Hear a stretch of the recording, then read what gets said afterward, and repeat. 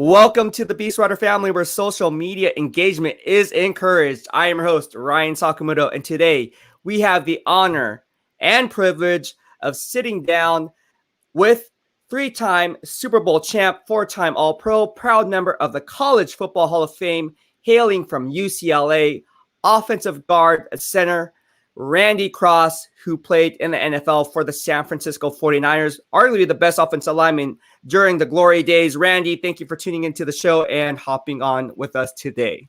Thanks, Ryan. It's my pleasure. It's always nice to talk to a good San Jose resident and guy. Always a pleasure with having Hall of Fame players on my show. I think you're the first one. So this is awesome. No, I really appreciate it because, again, I always say the NFL is a people business, and if you don't if you don't extend the hand, no one's going to help you out. So you have to actually extend that hand, and then somebody, usually more times than not, is going to be able to lend that helping hand and hop on your show. So, or help you in whatever it is. I think you found that in the NFL too. If you just ask for help, people are willing to listen and then lend that helping hand. So again, I appreciate you for doing so, because again, without people like you here in the BEASTwriter family, I wouldn't be where I am today. Because again, value comes from all different sizes and places and so forth. So you're based in Georgia? Yeah, my wife and family, we moved to outside of Atlanta in late 1992. Kind of just the networks wanted us to come to New York, but that wasn't going to happen. So you don't like New York? Aren't you born in New York? I was born in New York. Yeah, right. No. But I love New York. I just don't want to live there. It's especially not raising a family. So I decided to go somewhere that I negotiated a closer spot, like a 2-hour flight and a place in the same time zone. So we moved down to Atlanta in 92. Awesome. Mel, thank you so much for the super chat. Mel is one of the most diehard Niner fans in here. She says, "Good morning, Beats. Let's get this party started." She is really excited that you're here. I know there's a lot of fans. I mean, I'm sweating right now. I don't know why I'm sweating right now. I think I'm nervous. I'm serious, dude. I am sweating. It's almost like I'm sitting in the sauna right now talking to you. Cause like I said, before hopping on the show, it's kind of like the fan in me actually kind of is coming out right now. That's a bad thing in the media. Hold on, right? Look at you. You got the gun show working. So you were doing a few curls before the interview, so you're all ready to go. I am. I'm warmed up, man. I'm warmed up. We got that 15-plate script coming right about up.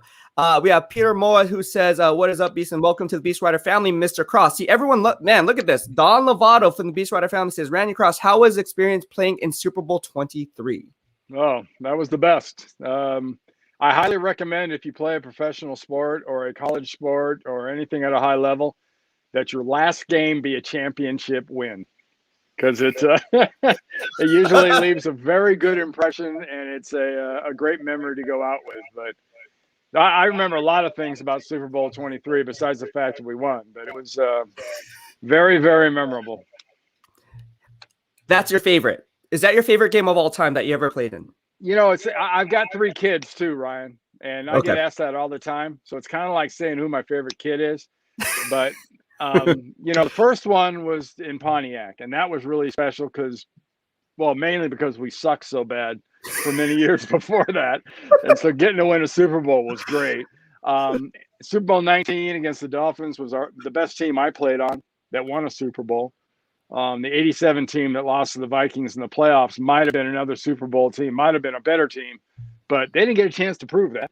But then my last year was Super Bowl 23, so it's hard for that not to be special. But it's really, really hard to say, but it's a nice problem to have when you got 3.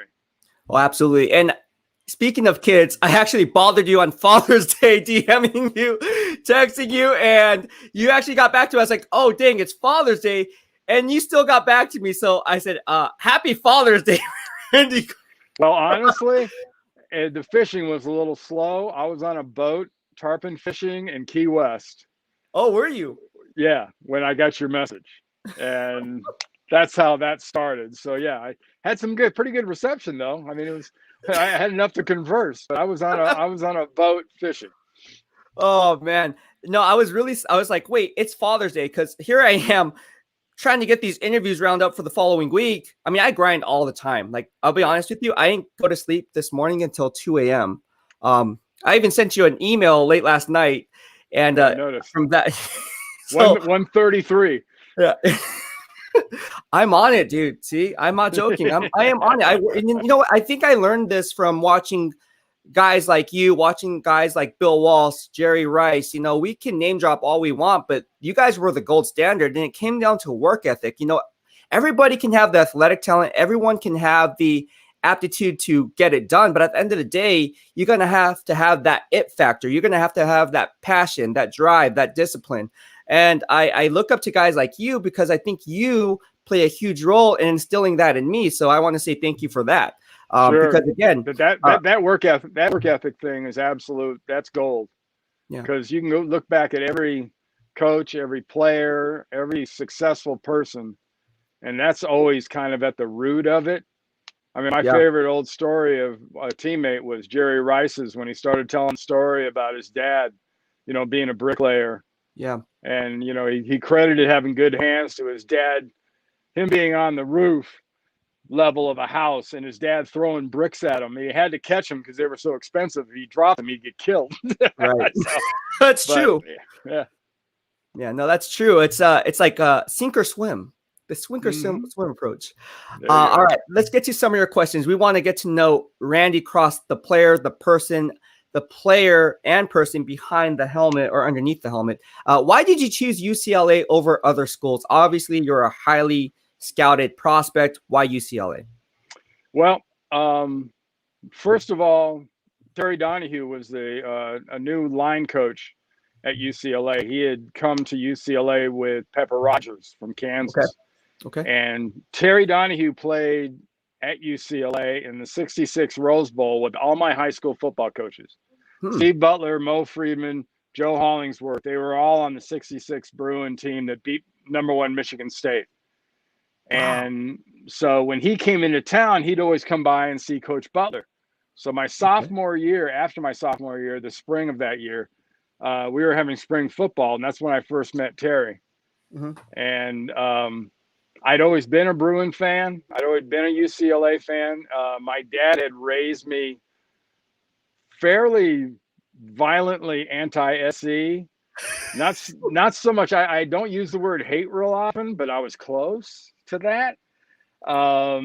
So even when I got recruited by a great SC coach by the name of Marv Goo, who was a fantastic D-line coach. But he started recruiting me, and I was like, you know, coach, it's nothing personal, but nah, it ain't going to happen. But Donahue did a really good job of recruiting me. My high school coaches kind of kept recruiting me in the time I was still in school. But my final group were UCLA, Nebraska, who was a national champ that year, Alabama, Texas, and Notre Dame. I knew you were going to say Notre Dame. I'm sad you didn't go to Alabama. I'm a huge Roll Tide fan. I'm surprised you also didn't hit up Nebraska, because didn't they at the time? I don't know. Maybe that was a little before Tom Rathman and Roger Craig, but didn't both those guys go to Nebraska? Well before. They both went to Nebraska. This is when Devaney was still the head coach. Oh, wow. Tom Osborne was the OC. They won the national championship in the 75 or 71 season into 72. That's their national championship, when they had Rich Glover and Johnny Rogers and all those guys. So I love that team. And that's awesome. and that was my number 2. I almost went to Nebraska. I knew it. I don't know. And that would have been crazy, because then we would have had a storyline to talk about. All these Nebraska players. It's kind of like a farm system for the San Francisco 49ers when you actually think about it. No, UCLA was a great school. Well, the other thing too, Ryan, is I threw the shot. So Texas, UCLA, Alabama was willing to at least entertain the idea that I threw the shot. Notre Dame didn't want any part of it. But that's one of the reasons I got so interested too in UCLA, was they had an amazing track program with Jim Bush. And I mean, they were winning national championships and guys were going to the Olympics. And I had an understanding with Pepper Rogers and Coach Donahue that I could do both. That during spring football, I'd do track. Yeah. They were willing, at least that's what they said at that time. You know how recruiting goes. I know. They say the right things. They tell you the right things. When you get there, it's like, hey, you're playing defense. What? I thought I was a wide receiver. No, you're playing defensive back. Get out there. Yeah. Well, it's I was a D lineman. Oh, see, there you go. Yeah. I played D lineman, and I was going to be a D lineman in college. That's how I got recruited. And the second day of fall practice of that summer, there was a no pads day, and as soon as we put pads on, Coach Donahue came up to me and says, "Why don't you come over here for a little bit? We want to see something, see how you do over here." So yeah, you know what? Because I think that's what happens is when you get these high school athletes and then you get them onto the football field as a coach, you're not looking for a specific position. You're just looking at the athlete and see what position fits your system best. And I think that's what a lot of people don't realize or don't really understand is, you know, in high school, you can get by just pure athletic ability. At the college level, you can do the same, but you kind of have more technique because everybody's on kind of like the same level. At the NFL level, you have to win with technique. Talk about technique, because that's one of the most important things in the NFL is playing with sound fundamentals. I think that's what made you not good, but great at your position. People who don't understand how hard it is playing on the interior. You played two positions. You played interior guard and you played center. Talk about the differences between those two positions and why you were such a true technician of the game. Well, I would credit my basis in technique goes back to probably a group of people at high school level. My high school coaches I talked about earlier, you know, Coach Butler was a fanatic for technique and a fanatic for form and a fanatic for quickness. Wasn't about lifting weights, wasn't about being the biggest guy. He was about leverage and about technique. And I had a track coach named Bill Leeds and a shot put coach named Harry Welch, who taught me shot put by the fact that we were just going to be better, quicker, and just more precise than anybody else doing that. And we wouldn't be the strongest. We wouldn't be the biggest. We'd just be the best. Right. And that's the kind of attitude I sort of kept with me the whole time. A little quirky thing about me. I was a California state champion in the shot put and threw it my freshman year a little bit. I mean, I threw the 16-pound about 60 feet the first couple times I ever threw it in my freshman year in college. But I hated, and I mean with a capital H, lifting weights. What? Every time I lifted weights, well, come on, Ryan. Every time I lifted weights, I got sore. If I didn't lift, I didn't get sore. Hello. If you don't want to be sore, don't lift weights. So I didn't really lift weights until right around my second year in the pros. Wow. Didn't lift in high school, didn't lift in college. I got drafted by Monty Clark, who was the great Dolphins offensive line coach. He was the coach of San Francisco in '76.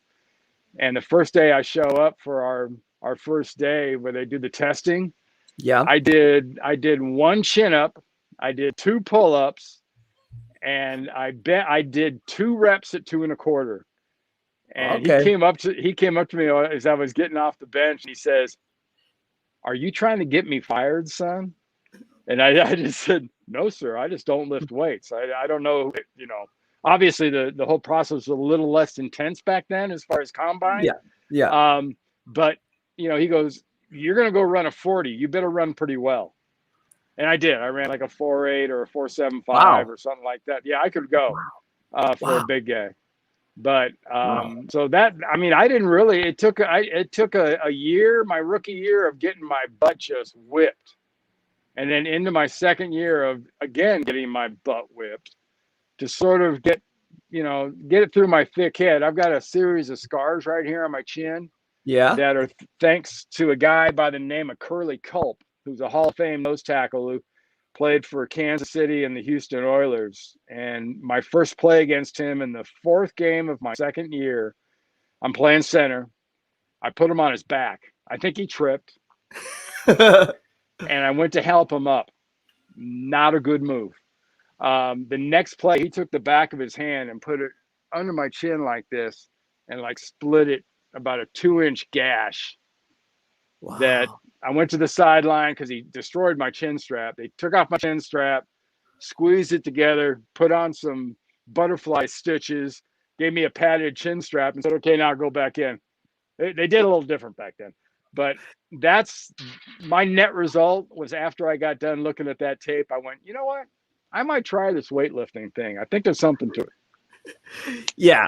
Weights do help, but again, it comes down to functional strength. I always tell people on here, yeah, they always ask me, about the combine, about strength training and conditioning. It's a lot different than it was back then. But one of the things that I think is a common denominator when comparing the past to the present is it comes down to functional strength. Like, I don't care if you can lift 225, 10, 15, 25, 30, 40 times. If you can blow off the guy with sound leverage and sound technique and pre-snap recognition and understanding, down and distance and how to leverage your blocks, that's all you really need to do, especially down in the offensive line. Now, yes, does lifting weights help? Yes. But if you're just blowing people off the blocks every single time, I don't care if you lift 5-pound dumbbells or no dumbbells. Yeah. You can be like Fred Dean. Didn't Fred Dean just like smoke cigarettes and not lift weight? I'm serious, right? Did he no. That's a story. I told that on one of the, I think it was an NFL Films thing. Oh, I came in the weight room and Fred Dean was laying on his back on the bench with the weights, the bars here. There's no weights on it. Fred's on his back, like blowing smoke up in the air. And I said, hey, Dino, you mind if I use the bench? And he kind of sits up. No problem. I was thinking about lifting weights, but then I laid down and thought about it. I said, nah. But yeah, he had never lifted weights, but he had probably 8%, 7% body fat just naturally. Had the longest arms of any human I've ever seen, and was defined. He was cut naturally. Yeah. God, when he made that defensive end, he carved him out of stone. Yeah. Same kind of rock he made Ronnie Lott out of. Yeah. Yeah. I remember that story, and you did tell it on NFL Films. I remember. That's one thing that stuck in my mind because I was like, Fred Dean, one of the best edge rushers in the NFL, period. I mean, he single-handedly helped you guys out when I believe he was traded to you guys, right? Yeah, it was the week San Diego traded him to us, I think Tuesday. He flew up Tuesday. Wednesday, he practiced. No, he flew up Wednesday, so he practiced Thursday, Friday. We played Dallas the first time in '81 that Sunday. And I think he had 4 sacks. Wow. Might have been 3.5, but yeah, there was a guy named Pat Donovan at the time, was an all-pro offensive tackle for the Cowboys that Dino just tortured. I mean, he was something else. Okay, let's talk us back to UCLA. Walk us back down to UCLA, down memory lane to that 1976 Rose Bowl. UCLA was double-digit dogs and came out on top. Were you surprised at how the second half played out? Literally winning that game in the third quarter, scoring 16 unanswered points. Not really surprised because we knew how well we had played towards the end of the year, but we played Ohio State in like the second game of the year that year. Right. And I think we lost 42-21. We might have scored 21. I think that was the score. So that was one of the reasons we were like 20-point underdogs is we'd already been beaten by 21. Right. So yeah, and that was a good team though. It was a really good team. We had Dick Vermeil. It was a very kind of hard-headed kind of group in general, very confident. We had beat SC that year, so we won the Pac-8. That dates me, right? Pac-8.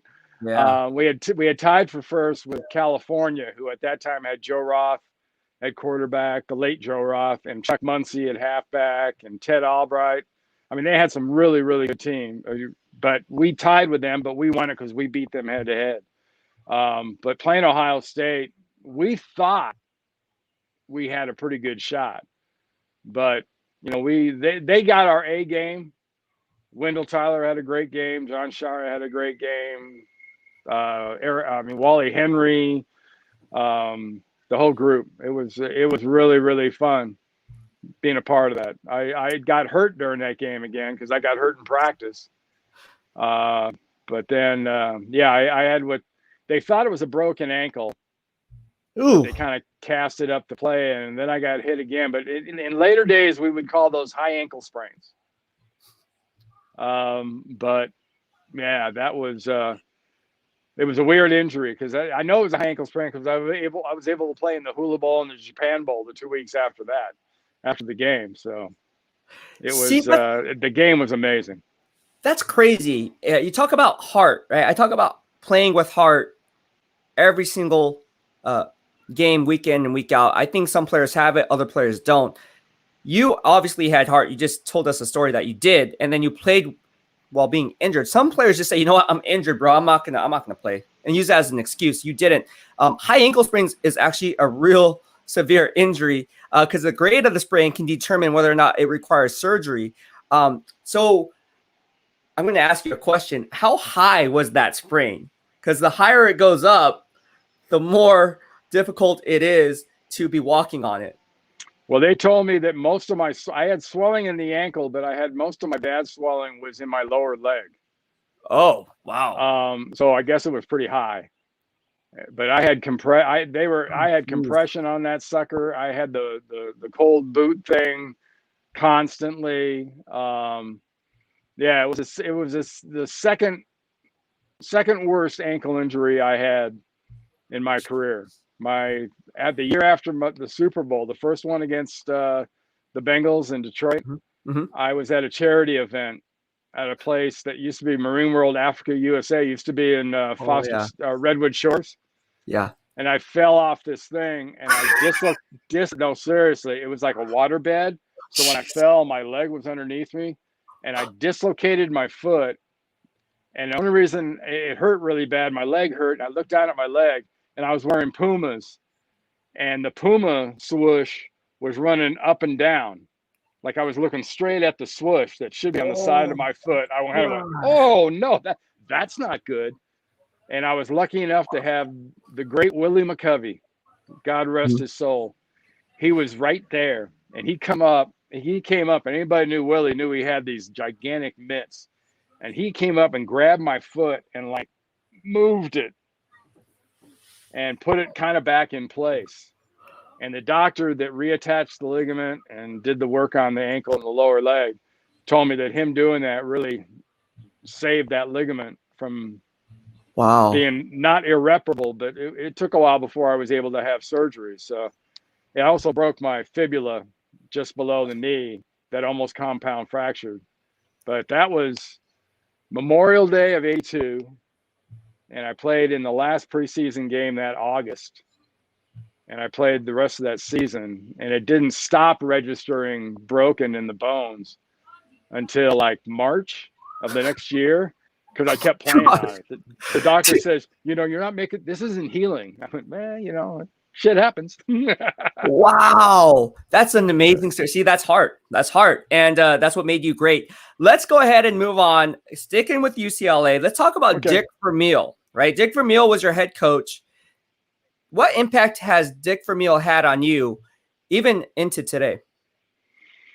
I think all credit to Bill Walsh, who was the best football coach I've ever been around. At that time with Dick, I was lucky to have Terry Donahue all 4 years as my line coach.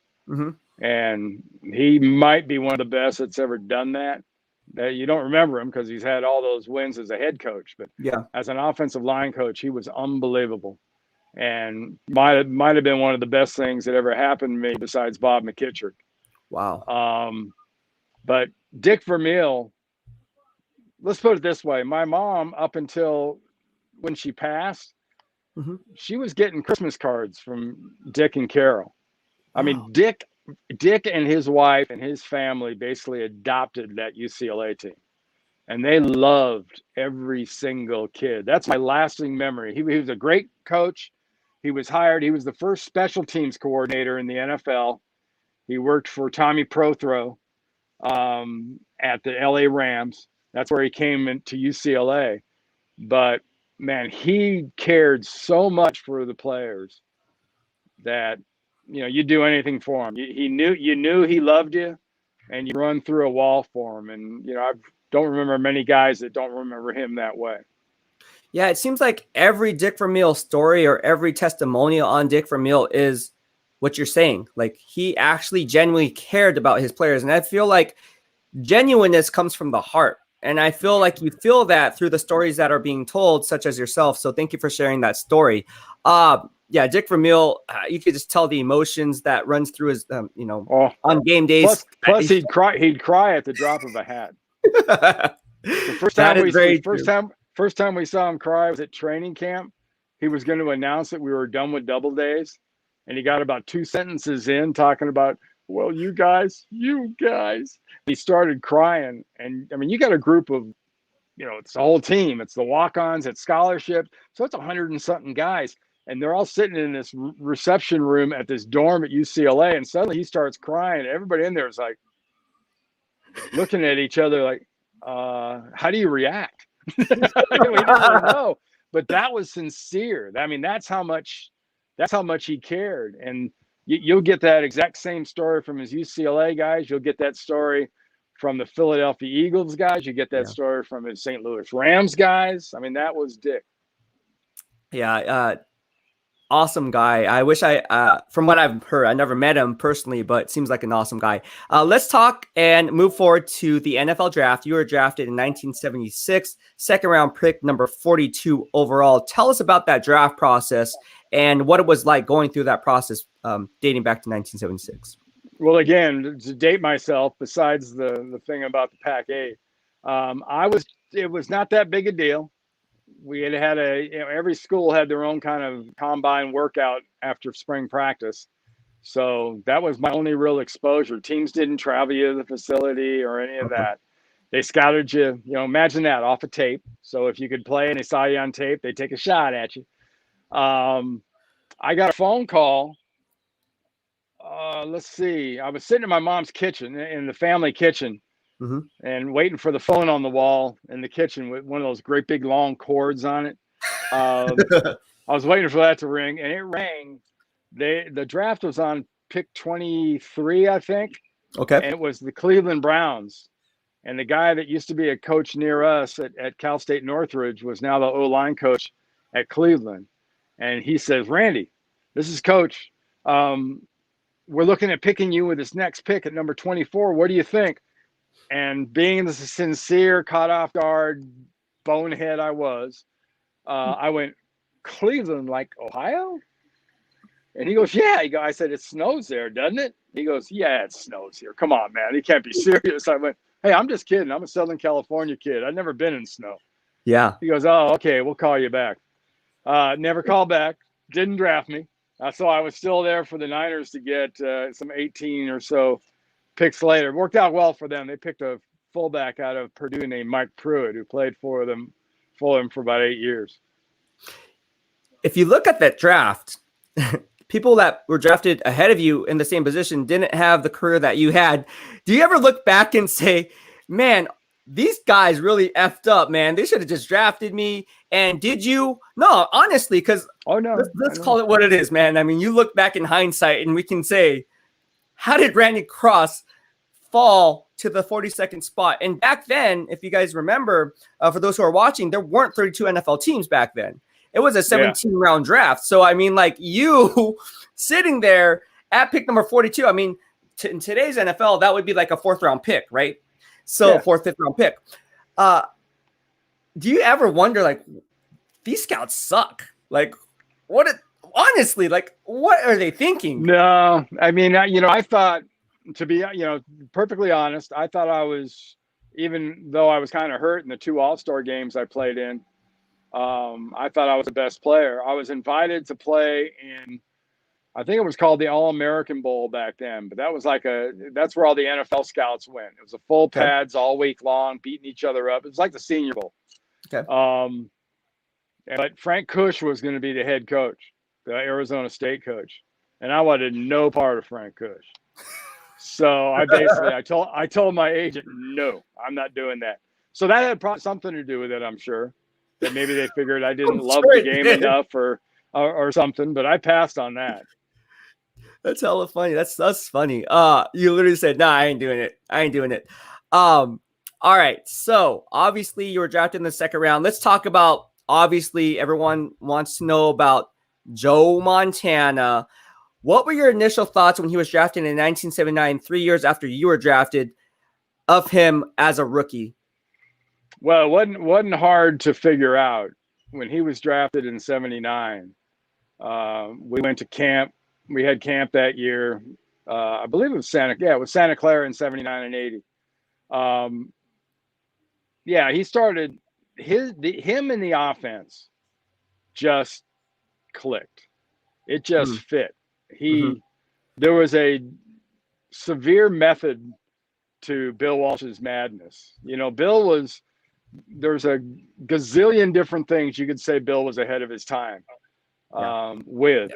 And one of the things he was ahead of his time in is, instead of saying, I'm going to draft the best players in football, he always drafted guys that were the best at what he wanted to do.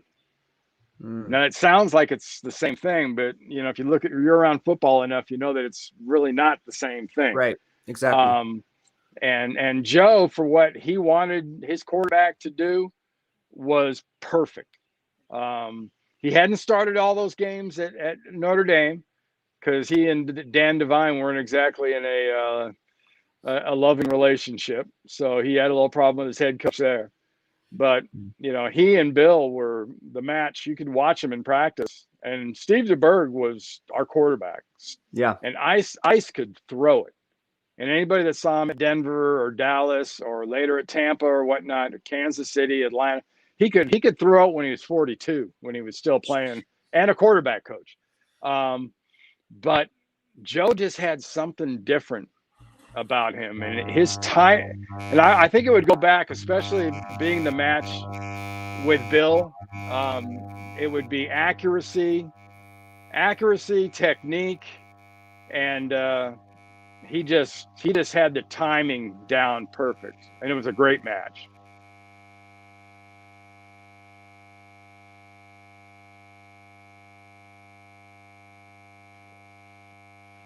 Hold on. Something's buzzing like crazy.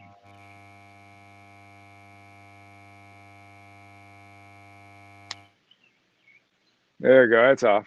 There you go. All right. Is that better? There we go. Yeah, there you go. So thank you. I got you. All right. So you were obviously close with Joe Montana during your time in San Francisco, probably obviously now. You're still close with him. Can you share with us some stories that maybe not too many people know about? Mike Schumann was on the show earlier. He talked about Joe Montana pranking Bill Walsh with a bicycle. I don't know if you heard that story or that prank or remember that one. He also brought in Bob McKittrick stories as to or what Bill Walsh would say. I guess the first game in LA, I guess Bill Walsh decided to do some kind of a skit. So he had Bob McKittrick dress up as a prostitute or something, or someone dressed up as a prostitute as a joke, saying, that stuff. Tell us some stories about Joe Montana, Bill Walsh, everything in between that you can share with us that not too many people know about. Yeah, I mean, Joe always had a great sense of humor.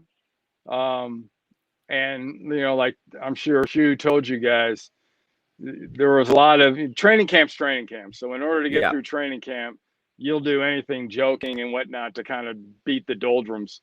But you learned really, really fast. There were people you messed with when it came to pranking. You never, ever prank the quarterback. And you never, ever prank the quarterback who's also one of the highest paid players in the league, because he can afford to do whatever the hell he wanted. Right. And he'd get you back, and it would hurt a lot more than whatever you tried to do to him, because you knew you couldn't touch him, because you get cut.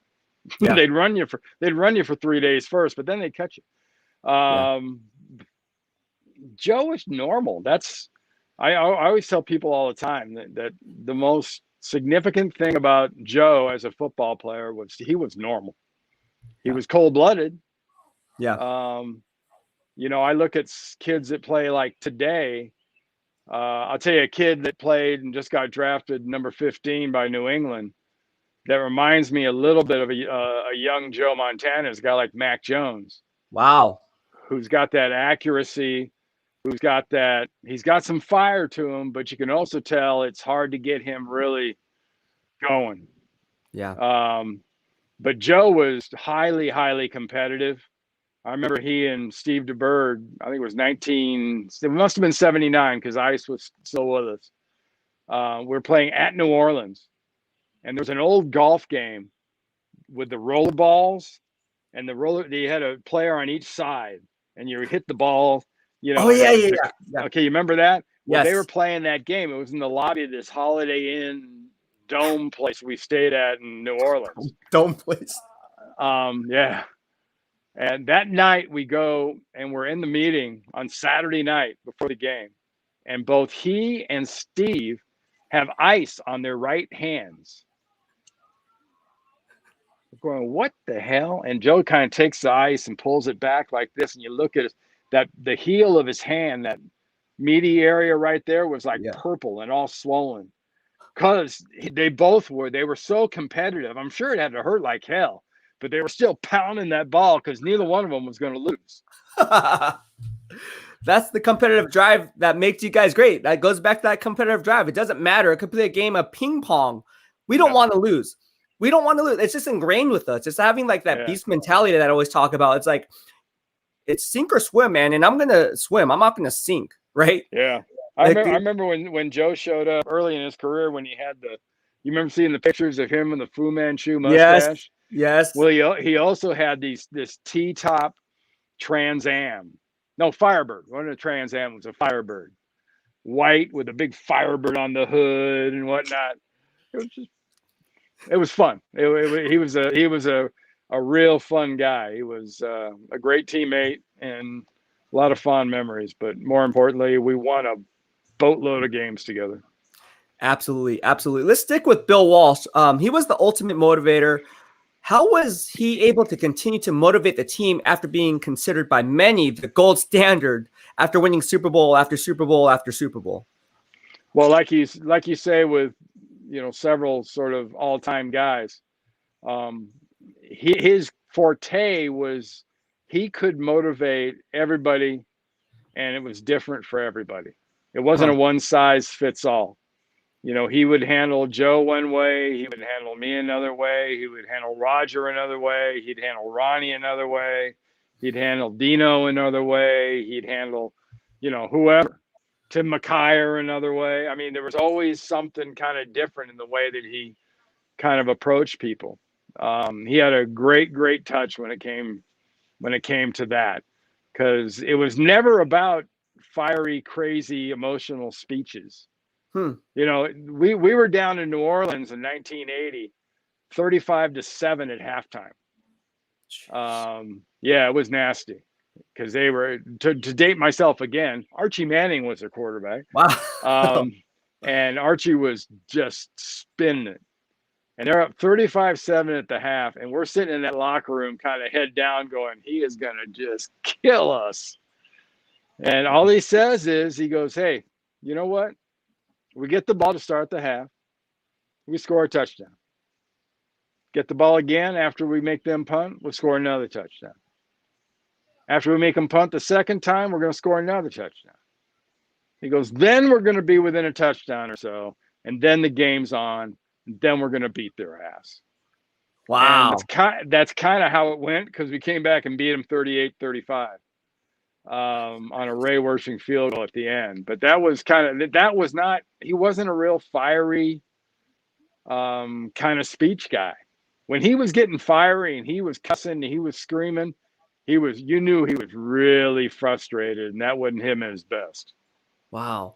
So you talk about the different, I think Bill Walsh, instead of looking at him as a coach, I think you look more at him as kind of like a teacher, right? Because when you teach somebody certain techniques or certain things, you have to, like you said, you have to take a different approach, because some people take constructive criticism well, some don't.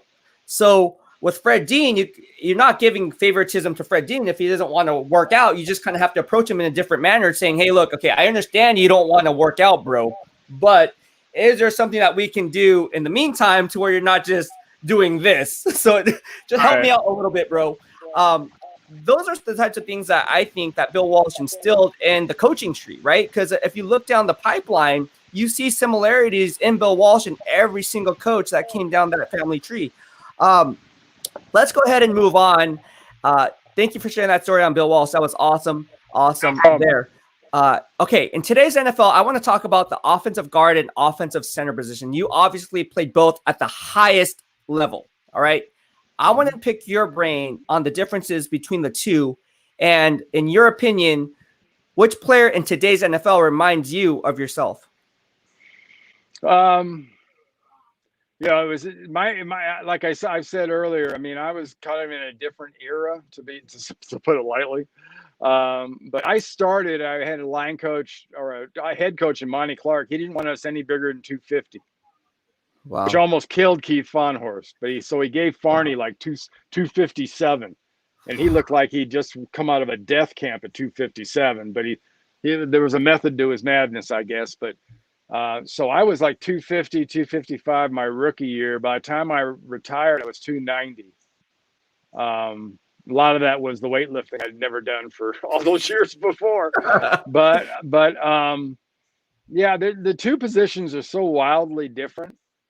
Yep. They're really not similar. I think the one thing that we could do, and I say we, sort of the Niner centers, Fred Quillen could do it. I could do it. Jesse Sapolo could do it. Bart Oates could do it.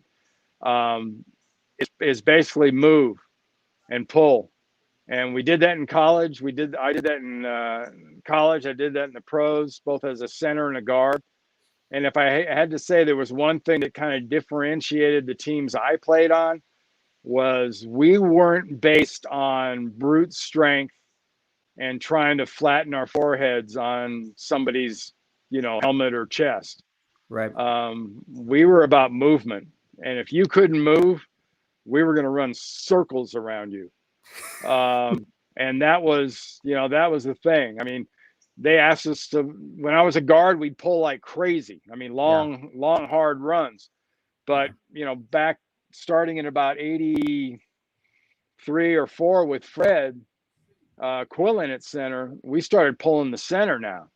And that makes a whole different thing. So that's one of the things that makes it difficult to compare in eras, because even now you don't see a whole lot of pulling.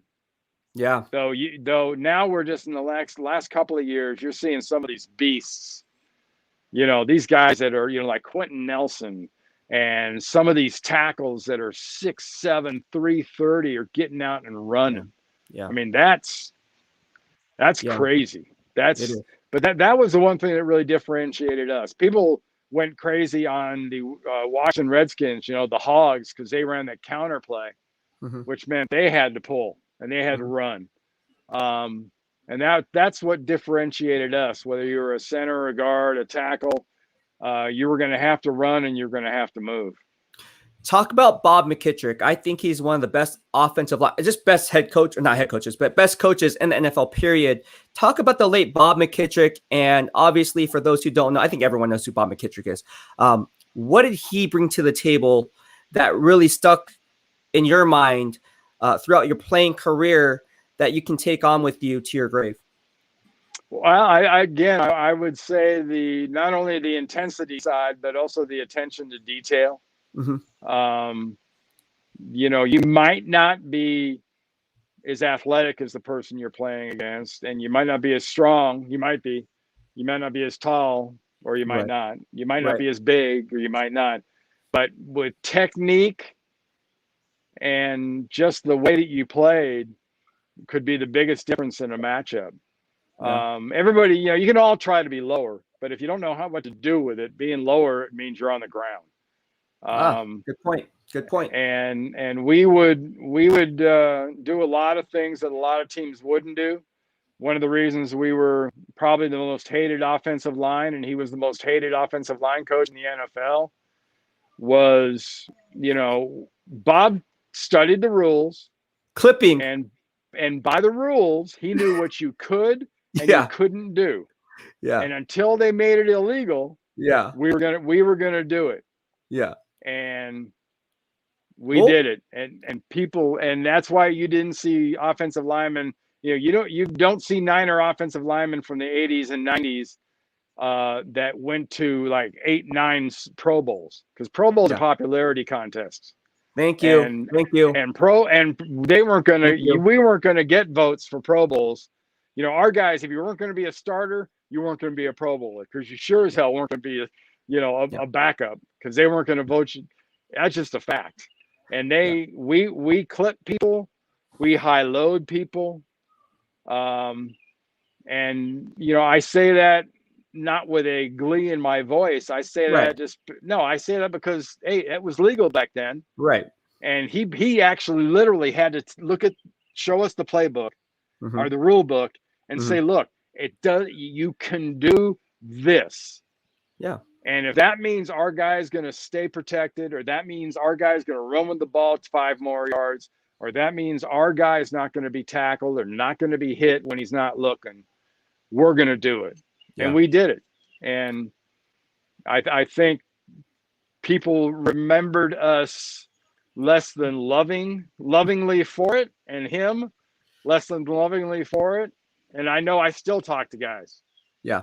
Even now, fellow old guys, that when I say the name Bob McKittrick, they like spit on the ground and go, I hated that guy. So yeah, I bet you did. But yeah, that's just kind of the way it was. It was a different game back then, and we took full advantage of it. It was called football back then. Now it's flag football.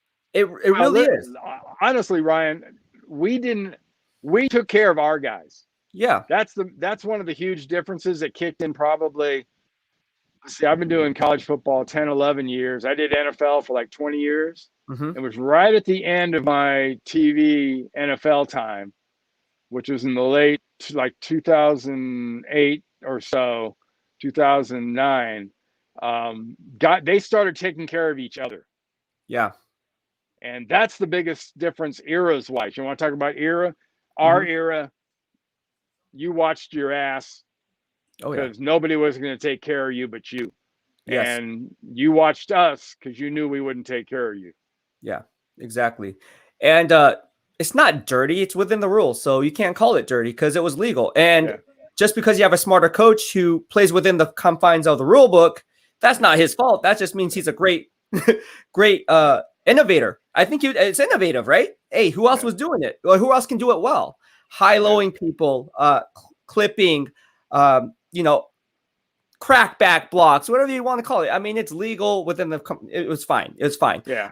That's what made Bob McKittrick great. Let's go ahead and talk about Eddie DeBartolo, a Hall of Fame owner, in my opinion. Are you surprised that he's still not yet in the Hall of Fame? Oh, I mean, he's in the NFL Hall of Fame. Yeah. And I thought, honestly, he should have been in there about 10 years earlier. Right. But, for various reasons, they've dreaded in people's minds. He was one of the biggest irritants and reactionary points for anybody in the NFL during the 80s and 90s. Yeah. The owners hated having him as an owner because he'd do anything for us. And there were no rules in place that said he couldn't do it. The only rule that is that he said, I'm going to treat you guys kind of like family while you're here. It wasn't like we could never be cut, but while we were here and we could still play, you knew Eddie was going to take, and that's since 77 when he bought the team. Yep. And, I'll know that in 2 weeks when we're in Montana for one of his events. Because he's still doing it. He's one of the most amazing men and one of the most pure-hearted people I've ever been around. Yeah, I got a chance to meet him. Gosh, it was a Monday night game against the Pittsburgh Steelers. I was still a fan. I told you I had front row season tickets over at Candlestick, and it was on ESPN. I reached my hand out, talked to him, and he actually took time, like 5 minutes, to talk to me. I was like, "Who's this Asian kid that he's talking to?" And it's like, well, I can get loud, bro. Like, I can get really loud. So he's like, "Dang, you're really passionate," talking to him. So, and when I always remember this, when I shook his hand, it was almost like touching putty. Like, he'd never touched a shovel in his life. It was like, it's like, I was like, whoa, what is this? I always remember that. And there's actually a picture here. I'll show you if I can grab it. My dad actually, My dad actually framed this. So this is me. I don't know if you can see that. Oh, there you are. Yeah, me and Eddie DeBartolo, and ESPN caught that. And as you can see, I'm surrounded by Steelers fans. I don't know why there are Steelers fans in Section 14. But anyways, they're all very nice. But they were like, wow, that's really cool. I want to meet the Rooneys. And you met DeBartolo. It's crazy. I was like, who are you? I was like, I'm just a fan. You know, it was pretty crazy. Anyways, that's my Eddie DeBartolo story there. Let's go ahead and fast forward now before wrapping up. You're not in the Hall of Fame. Obviously, Eddie you're not in the Hall of Fame. I think you should be in the Hall of Fame. I think a lot of people think you should be in the Hall of Fame. I think it's a disservice that you're not in the Hall of Fame. Look, the numbers speak volumes than words ever will, but actions, 3-time first team All-Pro. If you notice when I introduced you, I didn't talk about Pro Bowls because I think that's a household name voting contest. That's what I said, 4-time All-Pro. You're a 3-time Super Bowl champion, played at the highest level at guard and center. So you weren't just a one-trick pony. How disappointed are you that you're not in the Hall of Fame? And does that kind of weigh on you knowing like, hey, look, like, why am I not in the Hall of Fame? Like all these people are telling me I should be in the Hall of Fame. All the people that are in the Hall of Fame are surprised I'm not in the Hall of Fame. Why me?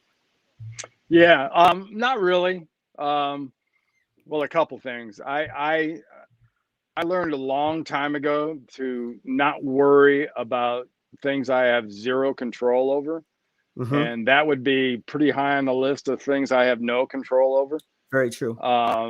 You know, so it's I consider sort of the body of who's voting for it, the body of, you know, point of reference as to what they actually know about the game that was played back in those days. Yeah. There are some guys that I have a lot of respect for that have been around for decades that are voting on that thing.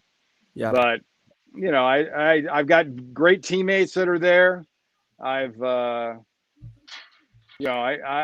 to grips with the fact a long time ago. I mean, I went through the whole process where you had to be an active guy, and then I lapsed into the seniors. Now I don't know if there's a super seniors category, but I might be moving in on that. You know, I don't know. It's so out of, like I said, it's so far out of my control. I don't know, you know, what to tell you. It would be great more for the people around me than anything else, especially my family. Yeah. You know, my son was on this tarpon fishing trip last weekend, and we're on the boat with plenty of time, and he actually went back into that. I just looked at him. I said, "Don't even go there. Just don't even go there." But yeah, I know it's Ryan.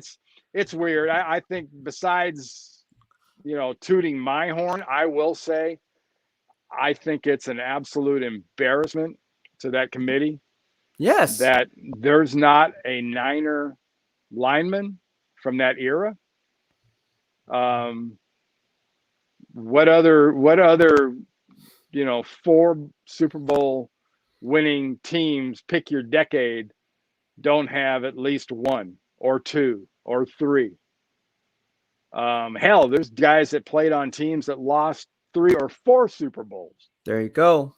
That are in that situation. So yeah, the fact that the Niners don't have one, I think, I mean, they do have one because Larry Allen did play at San Francisco, but most people kind of probably remember him as a Dallas Cowboy.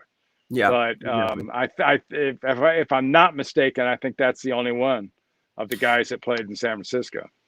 Yeah. Look, you measure success based on Super Bowl rings. I don't know what else to say because, again, if you look throughout history, it doesn't matter what sport, right? Basketball. Yeah. Look at Charles Barkley. The knock on Charles Barkley is he doesn't have a ring, but that doesn't make him not one of the best players to ever play in the NFL, or sorry, in the NBA, excuse me. But the NFL is a different kind of a game where it's a team. It's I'm not saying basketball is not a team sport, but football, it takes 22 players, right? It takes 22 starting players. Games are won down in the trenches. I'm always a firm believer in building teams from the inside out, not the outside in. I'm going to have Randy Mueller on the show tomorrow. We're going to talk about that. So, and that's 1,000% true, by the way, Ryan. Thank you. Appreciate it. Pick your sport. Yeah. It really doesn't matter. Yeah. And the only Hall of Fame snub I really care about, to be honest with you, is Roger Craig. Yeah.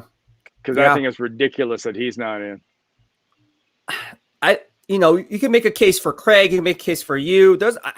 Look, some people just don't like the San Francisco 49ers because, no, truth be told, even in today, right, in the age of information, here we are on social media, on YouTube, people like to hate what they can't obtain, right? So if they can't obtain anything, they're going to hate on it.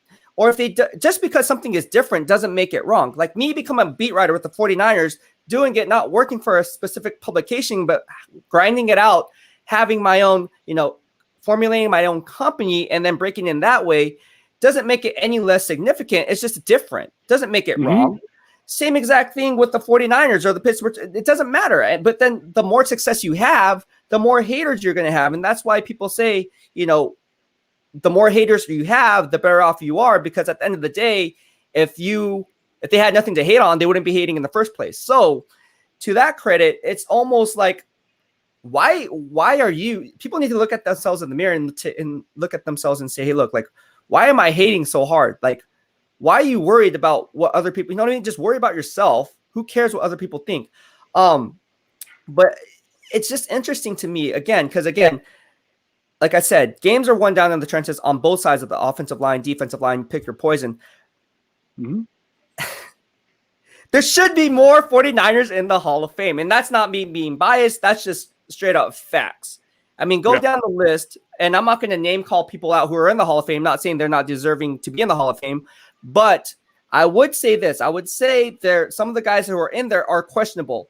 They're on the fence kind of guys, and you look at it and say, yeah, you can make a case for it. I mean, look, if you're a lawyer, you can make a case for any player. But if you look at the numbers and you talk to players who actually played against you and say who was the better player of the two, I can tell you Randy Cross and Roger Craig would be at the top of the list. I mean, Roger Craig was generational talent, 1,000-yard rusher, 1,000-yard receiver. How many people can say they did that? Christian McCaffrey was probably the latest to do it. So, yeah, it's really concerning for me that you guys aren't in the Hall of Fame, but you guys get our votes.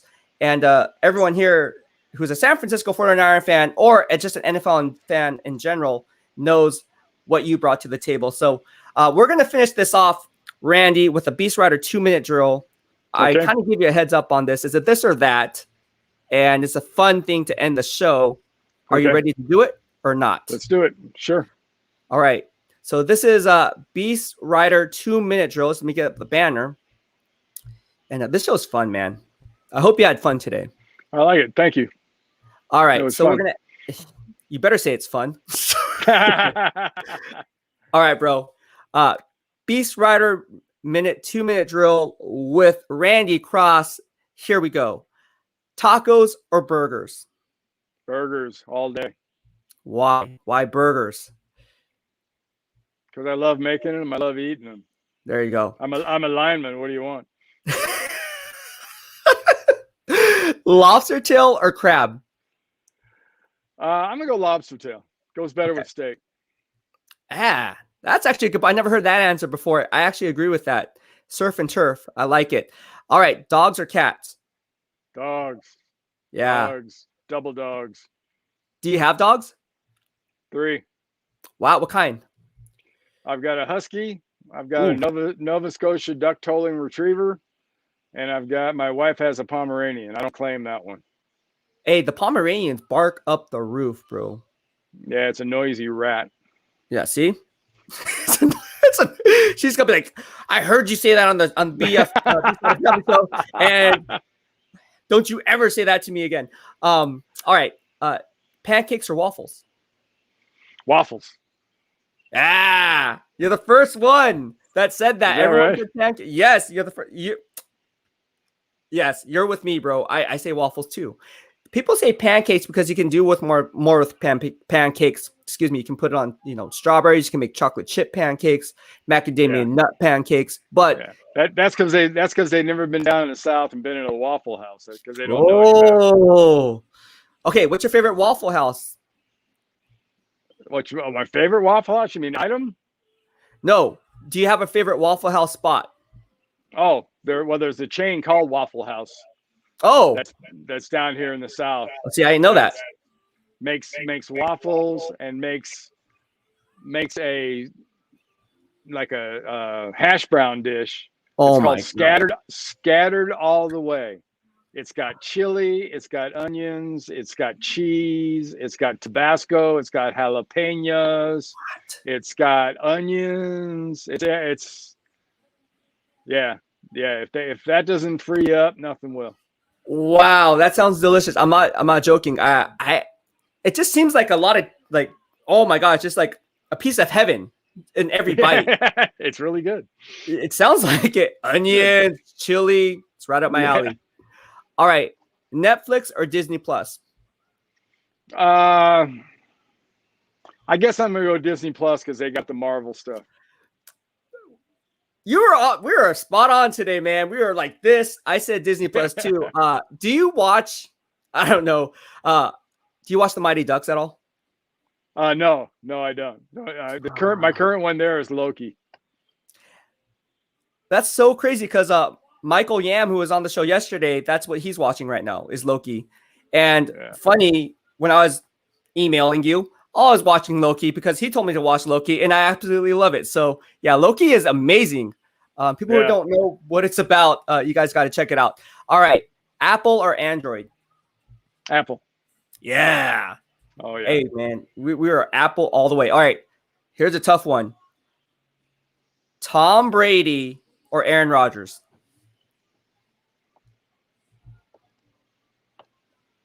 Well, I guess you go with Tom Brady because they're sort of the same era, the same time, and Tom's won almost everything all the time. So yeah. I'll be curious to see where Aaron ends up, but I'd go Brady. Awesome. Okay, I know it was a tough one. All right, scary movie or funny movie? I go funny. What's your favorite funny movies? Oh God. Caddyshack, Dumb and Dumber. There's a bunch of them. Animal House. I go with infantile kind of humor. Bathroom, crotch, joke kind of stuff. Yeah, I'm an immature male. All right. Last but not least, Quentin Nelson or David DeCastro? Well, with all great respect to my former Pac-12 great player, I'm going with Quentin Nelson because Quentin Nelson's a beast. Mm-hmm. Yes, he might be this decade's best. Wow, that's strong words. What do you see in Quentin Nelson's game that makes you believe that he could be this decade's best?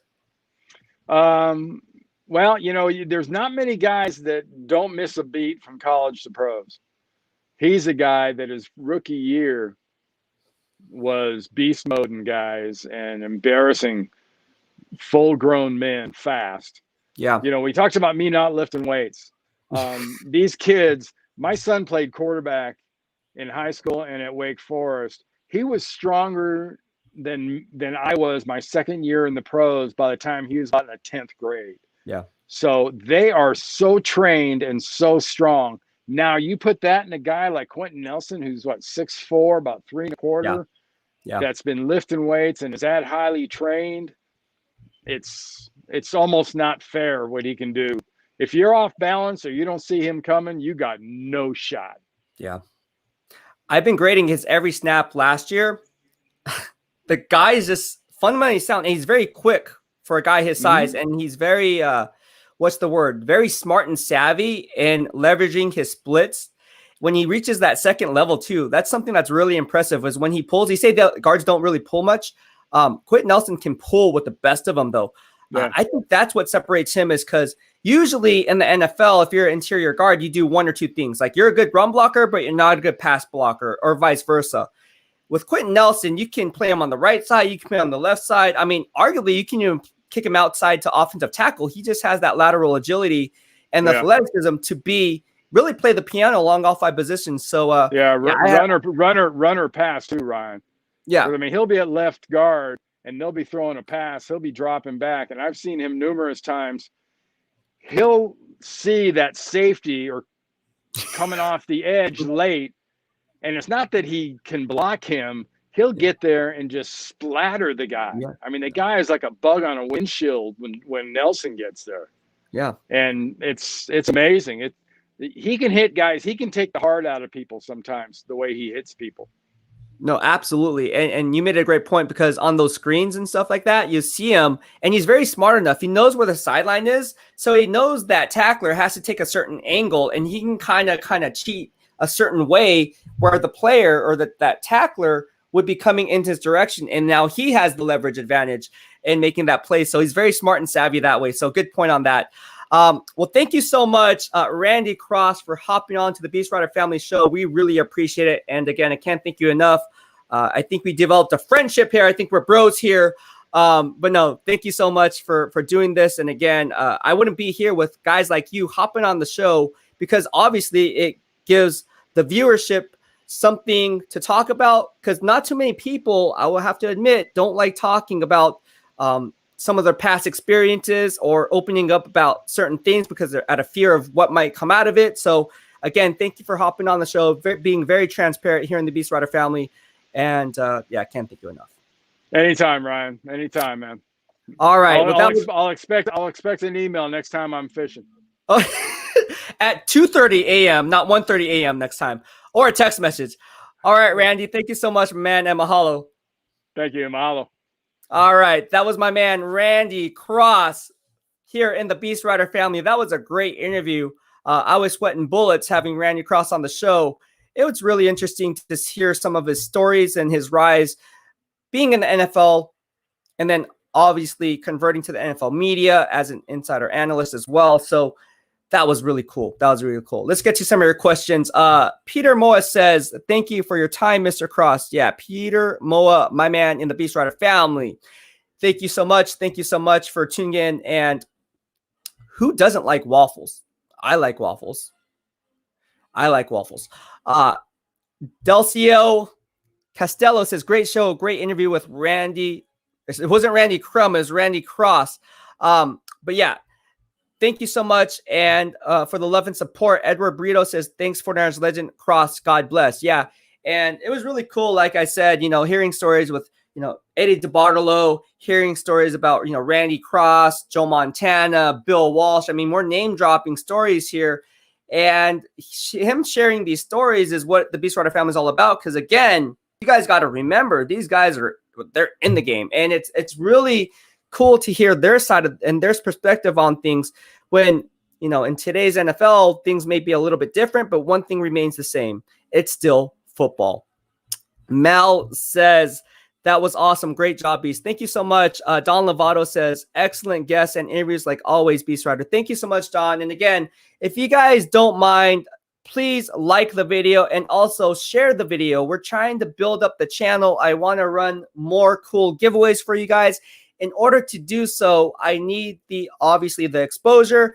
So please, please, please do me a solid. Share, subscribe, retweet the video, share it on Facebook. Just copy and paste this URL into your Facebook page. And those who are Niner fans can catch up on the live stream, say, hey, BEASTwriter Family is really taking off on YouTube. Follow my man, BEASTwriter Ryan Sakamoto. He does really good work. Just hype me up. And hey, if they like it, they'll subscribe. If they don't like it, they can swipe left. But odds are they're going to want to subscribe. Why? Because not only do we have cool guests like Randy Cross, like Mike Yam, like Mike Rothstein, like Jim Schroeder, right? We're also Andre Carter. The list goes on and on. Tomorrow we have Randy Miller from the New Orleans Saints, who was the 2000 GM Executive of the Year. We're going to talk about the scouting process with Randy Miller. You guys know who he is. We're having him on the show at this same exact time, 10:30 a.m. Pacific Standard Time tomorrow. We have another few podcasts coming up in the works in the interview process. So I'm just kind of queuing out and filling out the booking system to see what fits best in their schedules as well as mine. Because obviously you guys know I still have to get my workout gains in and everything in between. So again, this is a really cool live stream. I had a lot of fun with all of you guys. I want to stay on this live stream. If you guys want to hop in, we can go ahead and do so. Let me just take off the banner because the 2-minute drill is officially over. But if you want to hop onto the live stream, you can go ahead and do so right now. I'm just going to go ahead and open it up for you guys, and you guys can hop onto the show. Don Lovato says, just right here, just call in, and there's the StreamYard link. Maybe I should, I don't know if I can do this while on YouTube. Let me just edit this, and maybe I can say, oh, I can put it in here. All right, so I'm going to link it, just refresh the page in about, I don't know, a few seconds from now, and we'll get it going. But if you want to call in, just go ahead and do that. Enter that into the live stream. Actually, I'm just going to put it up on the ticker. That will be easier for you guys. I'll do the work. I got you guys covered. All right, let me put it up on YouTube. If you guys are on YouTube, you guys can enter into the live stream. I'm only going to post it on my YouTube channel because, well, it's YouTube. So if you want to subscribe to your boy, go ahead and do so. Doesn't cost a thing. It's free. It's free.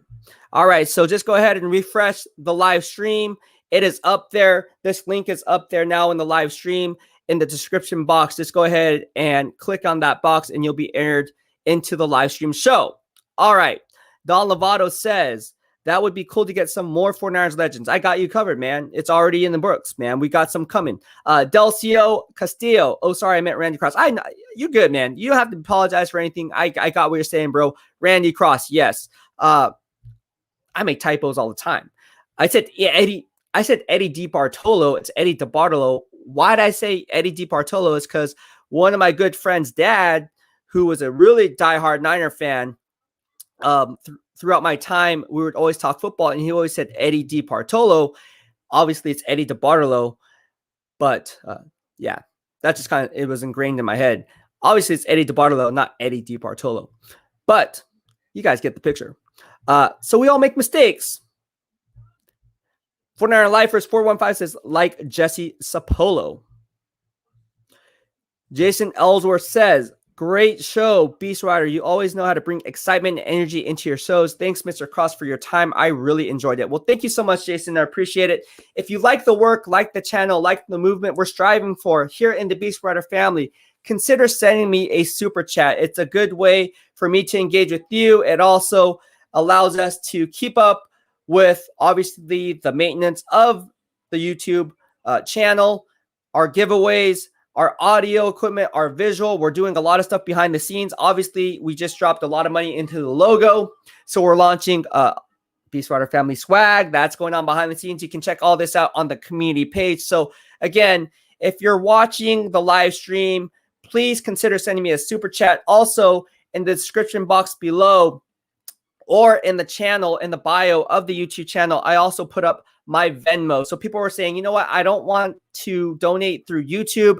How else can I donate? Because I have Venmo. I was like, well, I have Venmo. So if you want to just shoot me a Venmo, it's up there on the description box below. It's also, if it's not there, it's going to be there in the bio section on the YouTube channel. So consider sending me a super chat or supporting the work via Venmo. Thank you so much, everyone. This has been awesome. I think we got some questions here. Spencer Bailey said, Beast. What's up, Spencer? Spencer is another BEASTwriter Family giveaway winner. People are wondering, dang, how do you give away all these prizes? Well, it's all for you guys. And again, I wouldn't be in the position I am without people like you today here on their show at 11:47 a.m. Pacific Standard Time. So thank you so much. 49er Lifers 415 says, AO to all the 49er greats I got to see playing at Candlestick Park. He says, I can't even pronounce that guy's name. Hufanga is a beast. Yes. I don't like butchering people's names. That's just, people butcher my last name all the time. And it's really easy. It's Sakamoto. All A's.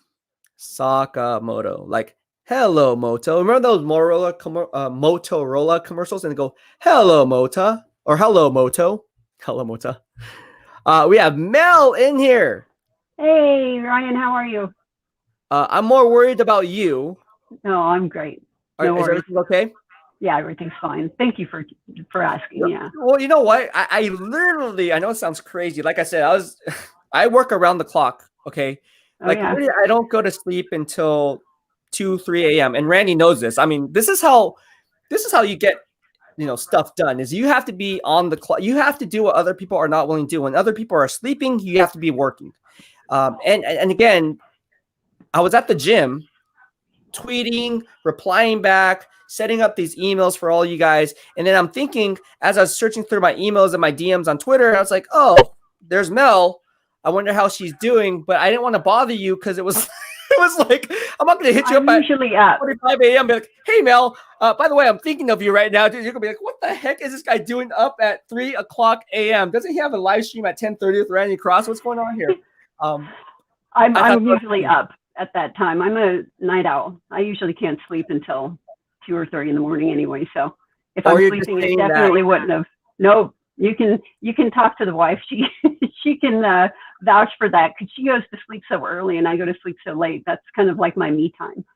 There you go. How is your wife? How are you guys doing? I still have your great. backpack here. We got to move up. We are both obviously vaccinated. We can go ahead and get that done. So I'm free usually on the weekends, or even possibly during the week. I don't know if you well, obviously you're on the live stream, but we have Randy Miller on tomorrow at 10:30 a.m. I might do a live stream with some other YouTubers that reached out because we want to do a collaboration. Obviously, we're covering all 32 NFL teams. Obviously, Jets gang in here.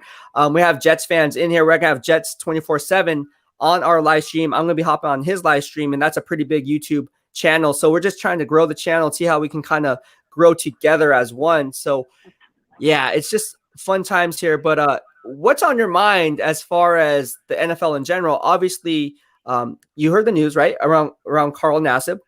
You heard about that? Oh, yeah, I did. Actually, Tracy told me yesterday, and I was surprised. I guess everybody's probably surprised, but kudos to him. I mean, good for him for speaking up. And, I'm sure there are many more in the NFL, but, NFL is the kind of sport where it's rough and tough and tumble. And, I don't know what the locker room scene is like, but I know that personally I'd be intimidated. So you'd be intimidated you would be intimidated if to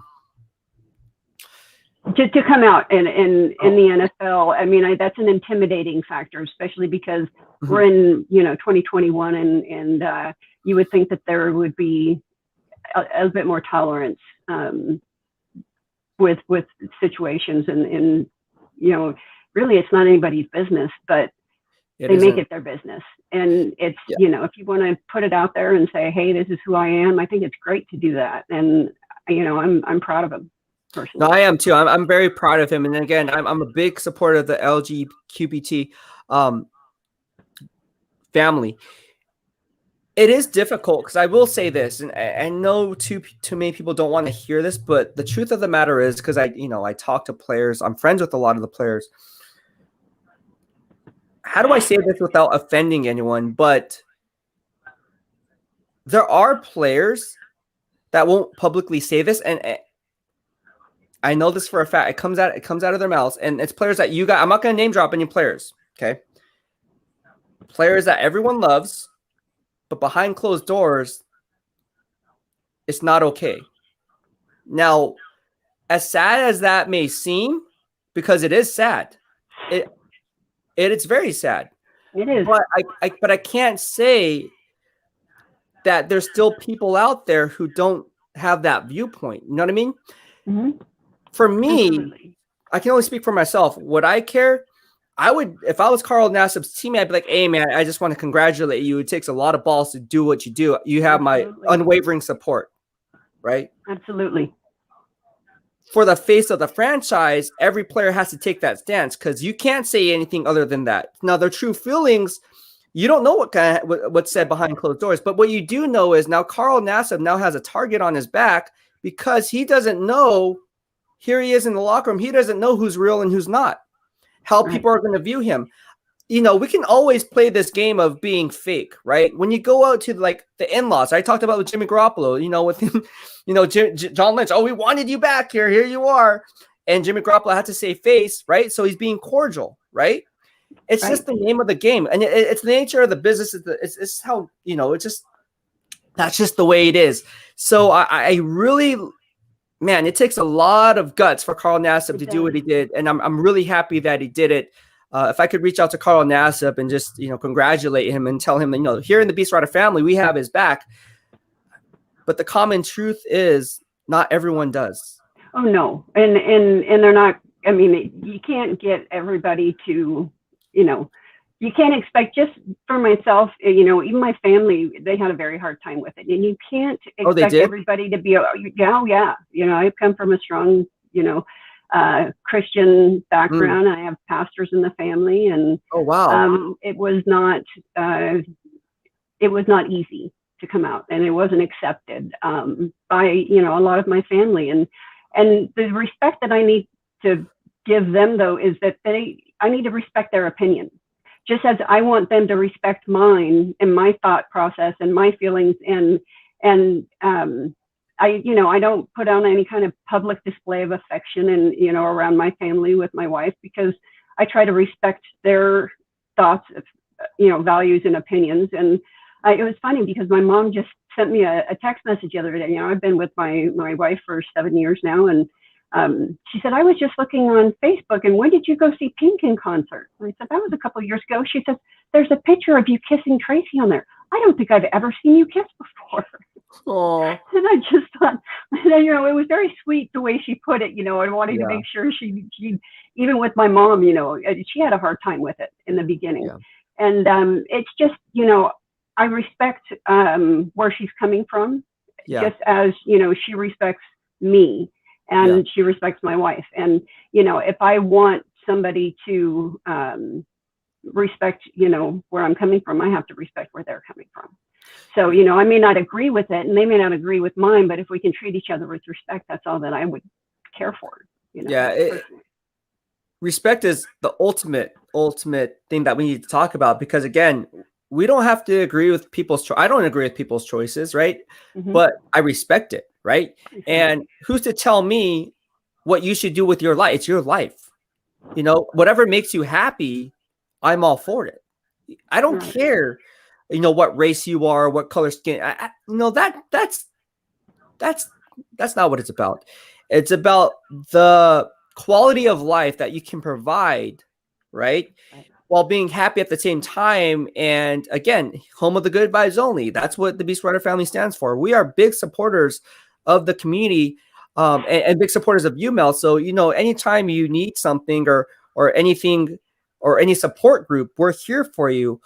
Because again, we're not just football here. This is life, right? We don't have to talk about football. A lot of times we don't talk about football, and I don't do it for the views. I've never done anything for clickbait or views. And I'm not saying that's wrong for people who do that, because we all know that people that do it, good for them. But that's just not the way I go about doing it. I just go after the value, right? The value of bringing in hot guests, the value of having, hearing stories like you, right? And what you're going through. Because again, how can you build a community where social media engagement is encouraged if you don't know the actual person behind the screen, right?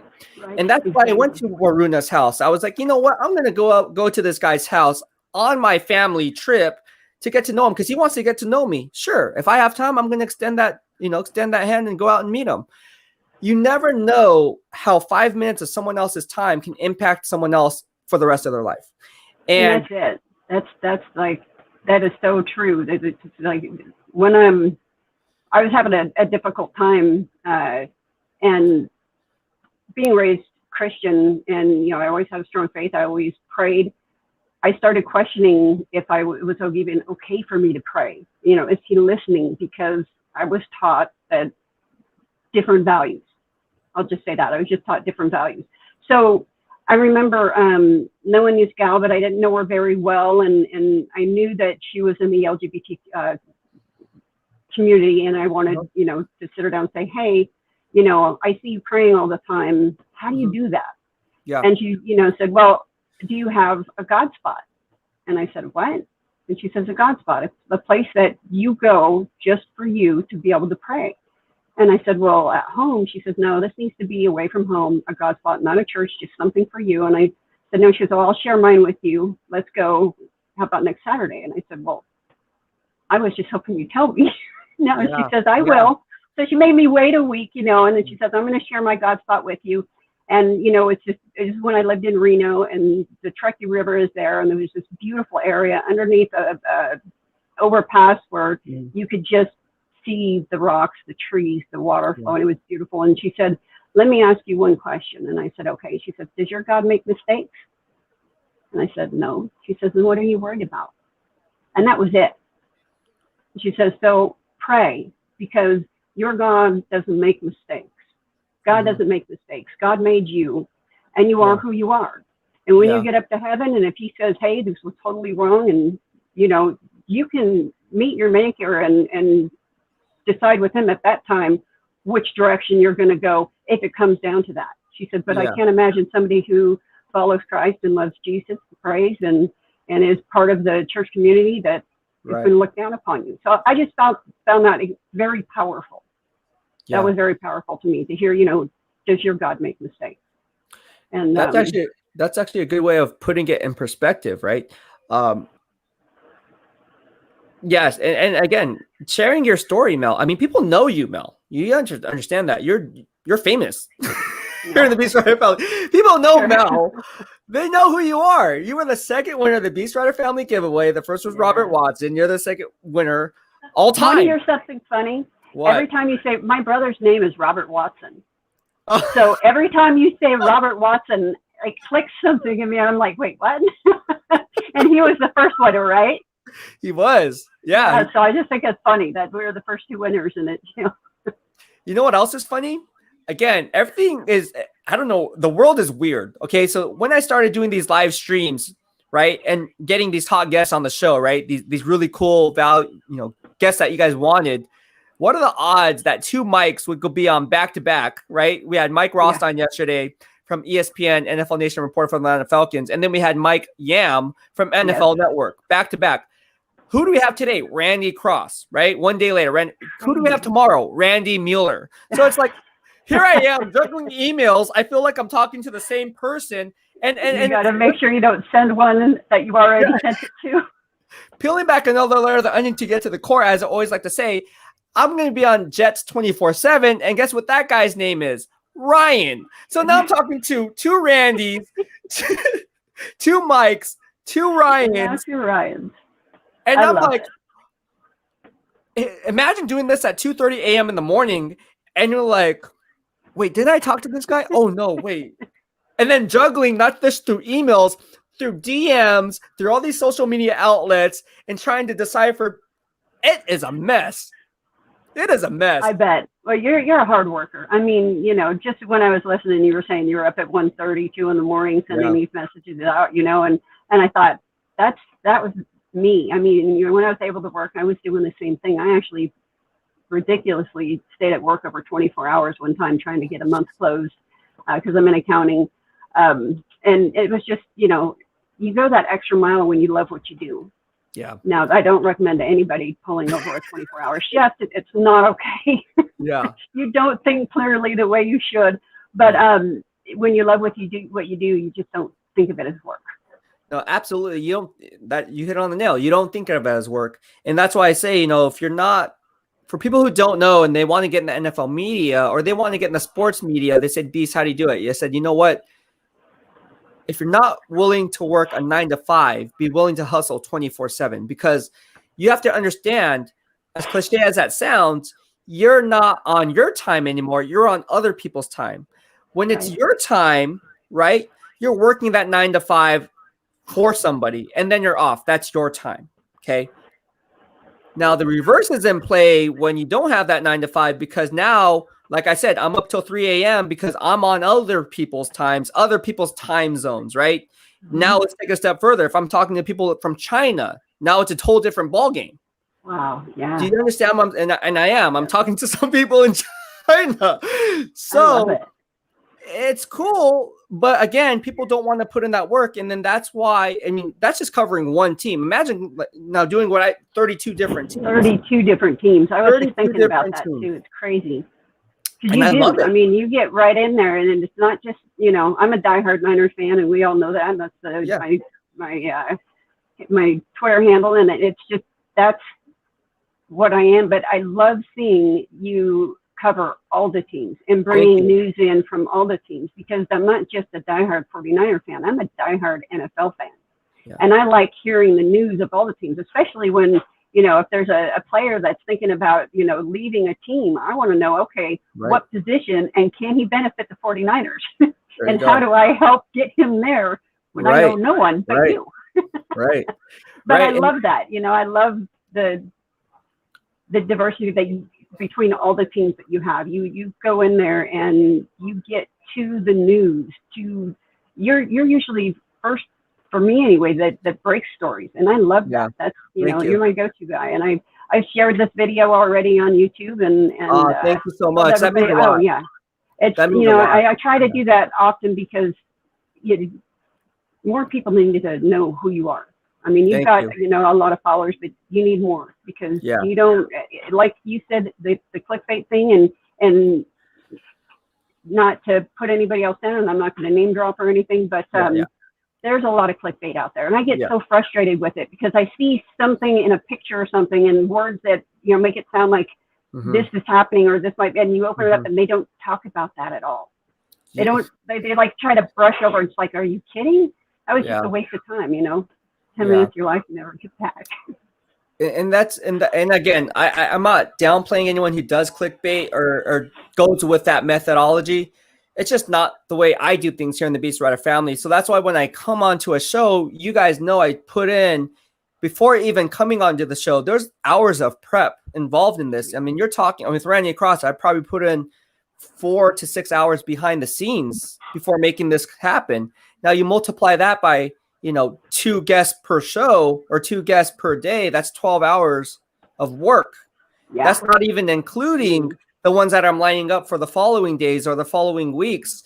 So it's a pipeline. And aside from that, evaluating game film, running my game grading systems, talking to other YouTube influencers outside of having these guests on the show, how I can raise their YouTube channel, how I can it's just a whole different ballgame. And then on top of that, getting my fitness grind in, and I'm prepped for my shows. So how do I get in my 6-hour workout in between that time, right? To have this physique, to maintain my brand, it's something that is just all gas, no break all the time. There's just not enough hours in a day to get all this done. But at the end of the day, like, goes back to what you said. If it's something that you love, you'll do it because it's not work. It's your passion. It's what you love, right? So 2 things I have a question on. Sure. One, how in the heck do you keep your eyes not looking tired? Because I can't pull it off. It must be an age thing. You're so young because you don't look tired at all. I've got bags. I got bags too. You know what? It's a lot of coffee. I'll tell you what. I only got 3 hours of sleep last night because you can't tell. You can't tell a lot of good genes. You can't tell a lot of things about me. Like I can say face and put up this front. Like I said, I could put up a front, like in the NFL media, right? I talked about this being an Asian American and a predominantly, predominantly white, right? I don't know what else to say. Call it as it is. Okay, so for me, there were barriers that I had to break into, right? Because again, when someone looks at me, they look at the shaved head. They look at the guy with the tattoos. They look at the guy who's buff, who's big, whatever the case may be. Oh, this guy's a thug, right? I've been called this before. Okay, I'm not going to name drop. Unfortunately, but yeah. But I've heard this before. Okay, whatever, dude. Like, cool story, bro. Like, you would never say this to my face, so swipe left.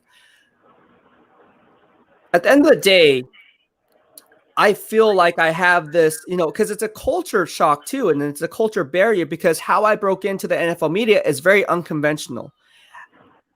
I did it very different from, the NBC Sports or the ESPNs or NFL, which is great, right? I mean, hey, if I could work for those guys. Did it start with that handshake? I did that hug with Eddie DeBartolo? Oh, what about that picture? Did it start then? No, it didn't even start then. I opened a blog called NinerFans.com, and we have over 230,000 fans on Facebook today. That's how I built it up. And then, I was voted by NBC Bay Area News, Scott Budman, back in 2013 as a top area blogger. So that's how I broke into it that way. But people down on me because in that day of age of information, blogging was still on the rise. These other people put in the groundwork and they looked at me and said, who is this kid? What is NinerFans.com? Well, you're going to find out who NinerFans.com is. We were getting 1 million page visits a month. We were growing. We were going, yes.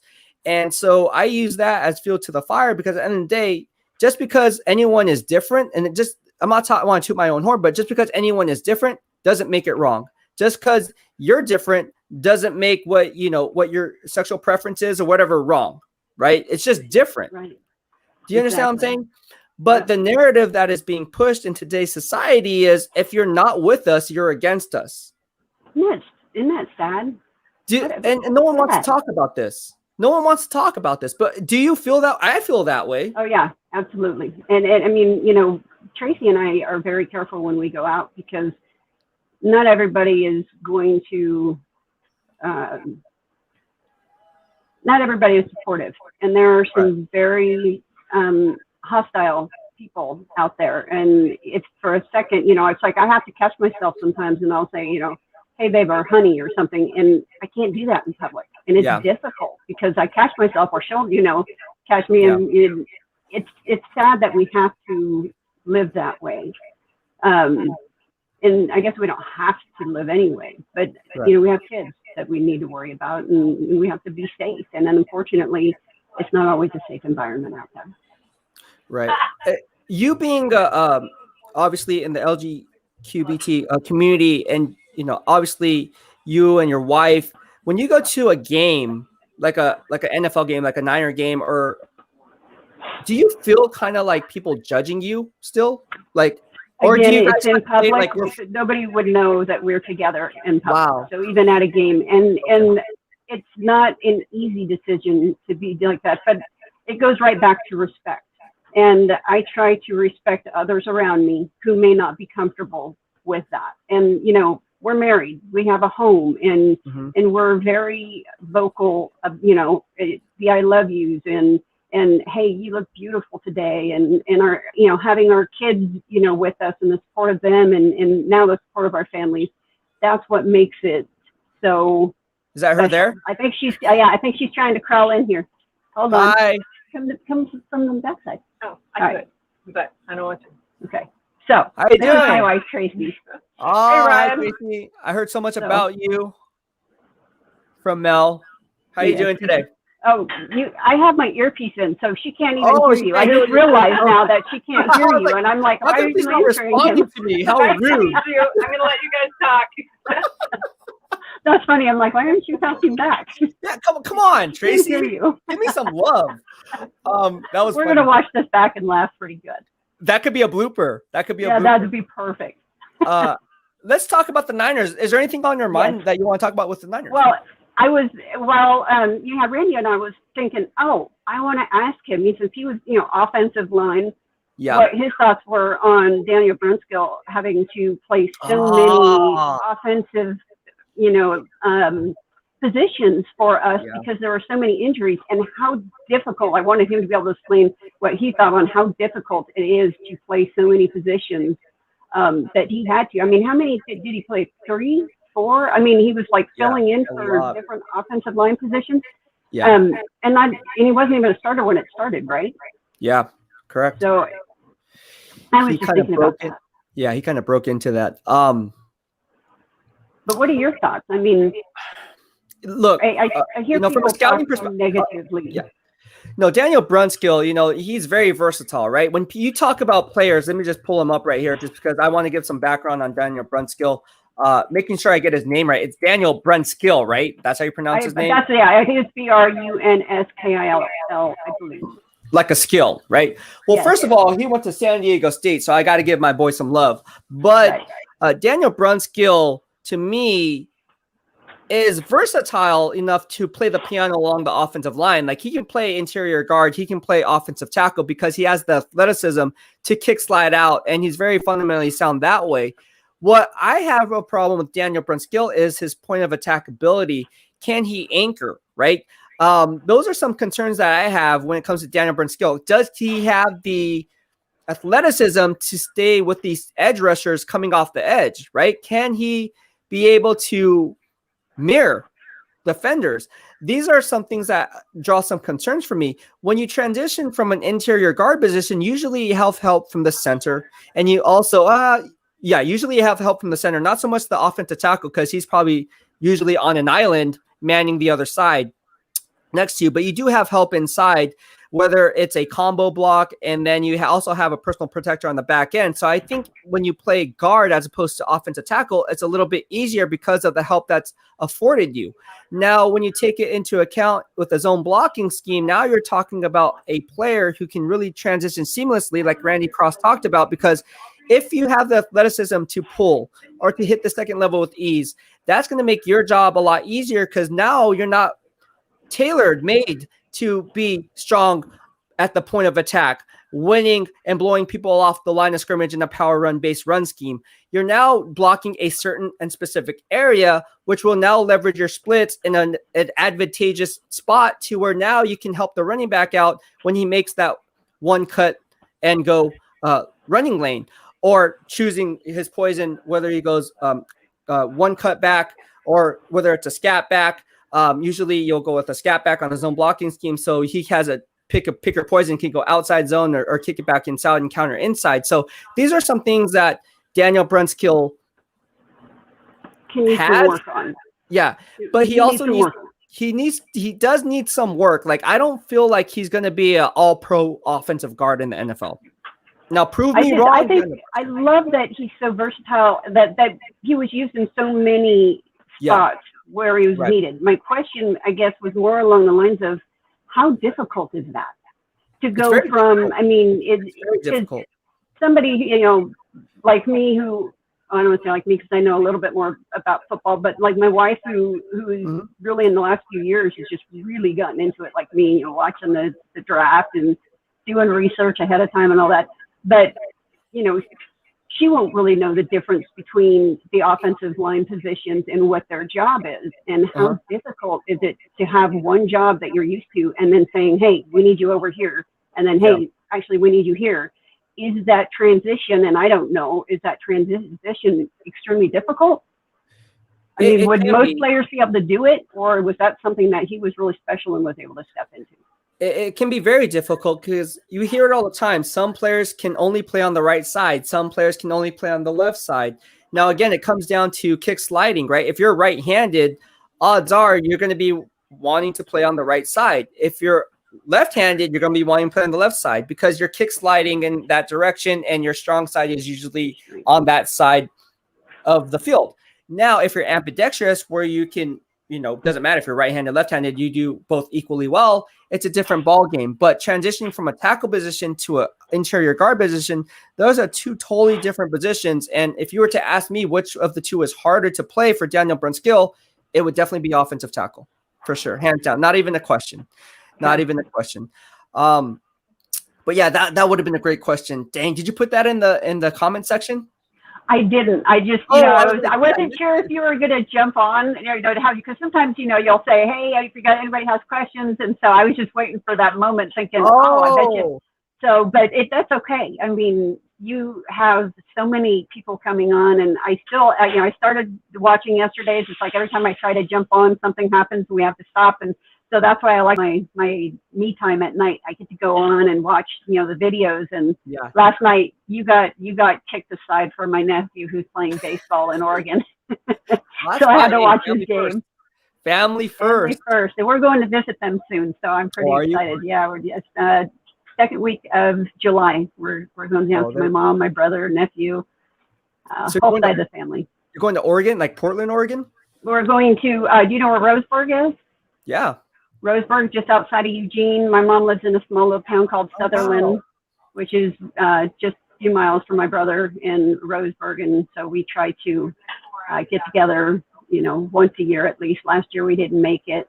And my mom's getting older, and, she's been having some trouble. So I want to make sure I can get there and spend some time with her. It's all about family. It's all about family. NFL fan says, are you on NFL Network? I never heard of you. You are very knowledgeable. I've never been on NFL Network. They used my tweets in some of my work, but I have never actually been on NFL Network. There's people that worked at NFL Network that have been on my show, but I've never been Mike. like Mike Yam. Yeah. Jim Trotter. Obviously, we're going to have Steve Weiss on the show. These guys are like my mentors, right? Yeah, these guys are my mentors. I mean, they're the ones that show me the ropes, tell me, hey, guide me in the right direction. Again, I wouldn't be where I am today having people like Randy Cross or having the engagement that I have with people like you without these people in my corner. Because again, I didn't get here alone. You know what I mean? It took a village to get to where I am today. And again, I learned from the best. I like to think I learned from the best. Jim Trotter, Steve Weiss, Mike Yam, top of the games, right? I mean, these are people that these are, and how he's not in the Hall of Fame? Randy, yeah, Hall of Fame. Thank you. How Randy is not in the Hall of Fame just blows my mind. I had no idea he wasn't. I thought he was. So I gotta be honest with you. I was shocked too, because when I had him on, I was like, oh, I'm gonna have this Hall of Fame player on, and then said, right. Oh wait, he wasn't even in. I was like, wait, now I gotta do some research here. Part of my job, digging. And I'm looking, I'm like, I'm not going to name drop. I'm like, dude, how are these guys in the Hall of Fame and Randy Cross is not? That and Roger Craig. Is that true? Is that right? No, it's not. Roger Craig is not in the right. Roger Craig is in the Hall of Fame or is not? No, he's not. Roger Craig is not in the Hall of Fame. I don't understand that. Who do I call? Well, here's the thing, right? Who do I need to talk to? Because this is crazy. Well, I mean, it's a committee problem, right? Obviously, because it's a selection committee that picks the players, right? If I'm not mistaken, right? It's a selection committee. But are they old school or are they? I don't know. I don't know. I appreciate the talents that were back in the late 70s, early 80s. Yeah. It's not the same game today. Maybe some people are just biased towards certain conferences.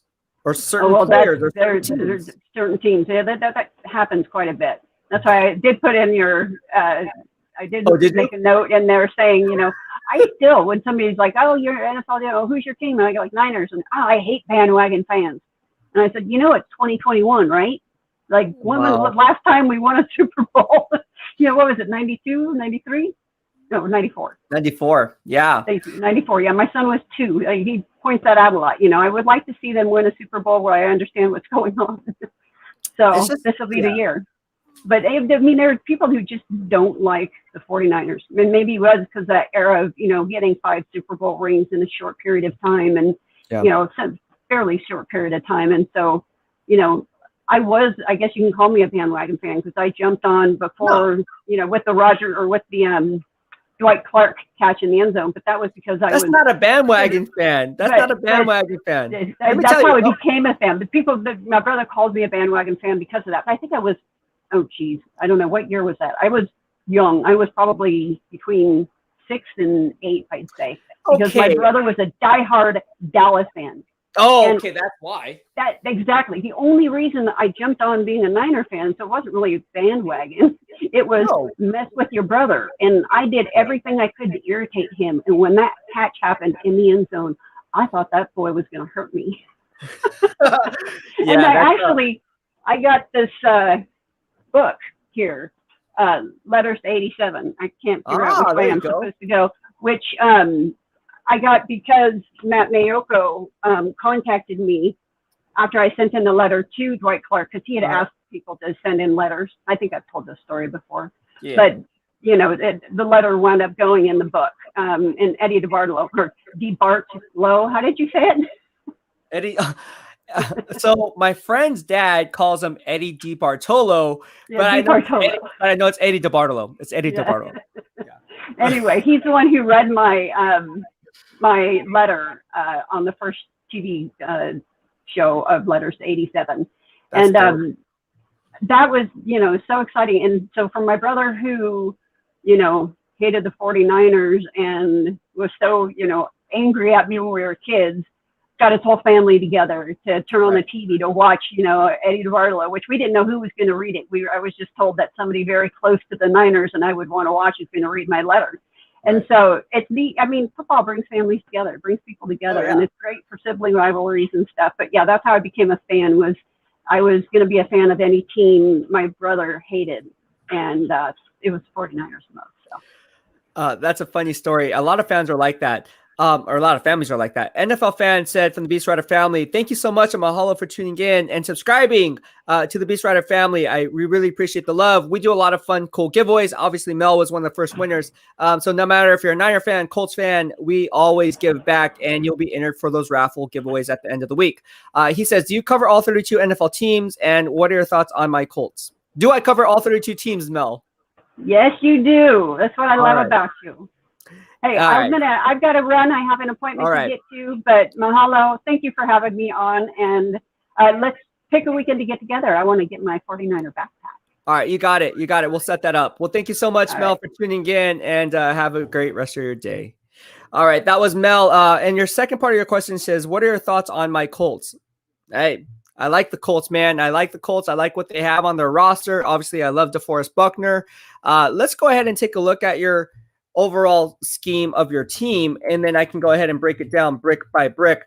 Obviously, you guys got, if I'm not mistaken, off the top of my head, you guys got Eric Fisher, blindside left tackle.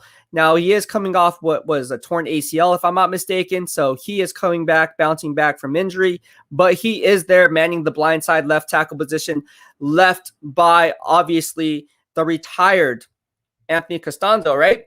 And when you look at it, obviously, at Quentin Nelson, we talked about him earlier with Randy Cross, obviously, who's one of the best in the game. He said He said Quentin Nelson is the best in the game, and he went ahead and spoke in detail on why he thought that he was. I have to agree with that. In my grading system, Quentin Nelson was rated the number 2 ranked guard in the NFL. I actually had David DeCastro ranked a little bit higher, but because he played in only 12 games, that didn't warrant enough snaps for that season for me to give him a PFWA vote. So that's why Quentin Nelson, in my estimation, he's the best guard in the NFL today. Ryan Kelly, obviously Alabama product, first round pick. Really like him. Braden Smith, one of the most underrated offensive tackles playing on the right side. I really like him. The Colts have one of the best offensive lines in the NFL that no one talks about. And it's a shame that no one talks about it. I'm going to be talking about it because I cover all 32. And yes, they arguably have the best offensive line in all of football.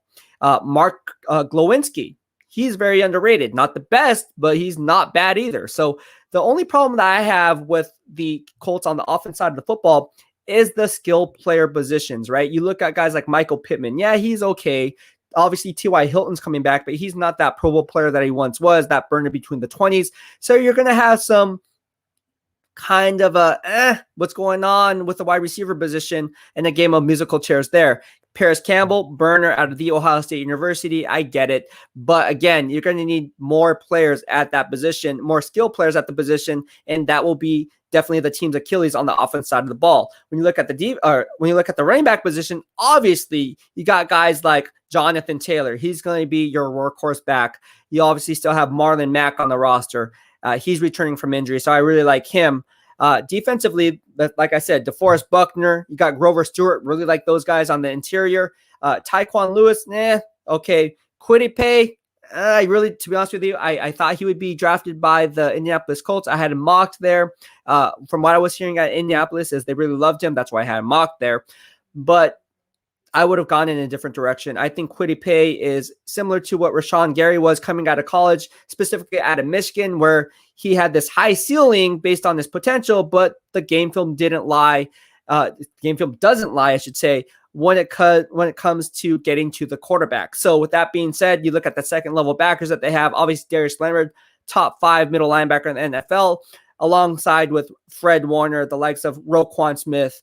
You can even put Devin Bush in that category based off his torn ACL last year. So again, I'm just name dropping players off the top of my head. These are some players that I really like at that inside linebacker position. And Darius Leonard is due for a front loaded deal because again, he's due for that new contract at the end of the year. Secondary, that's going to be the team's Achilles heels, just like the wide receiver position is the team's Achilles heels on the offensive side of the ball. Secondary is your team's Achilles heels on the defensive side of the football. So with that being said, the defensive front seven and the offensive line, you win games down in the trenches. GM Chris Ballard is very apt at building teams from the inside out, not the outside in. He's going to do a very good job in Indianapolis and solidifying the front down inside the trenches.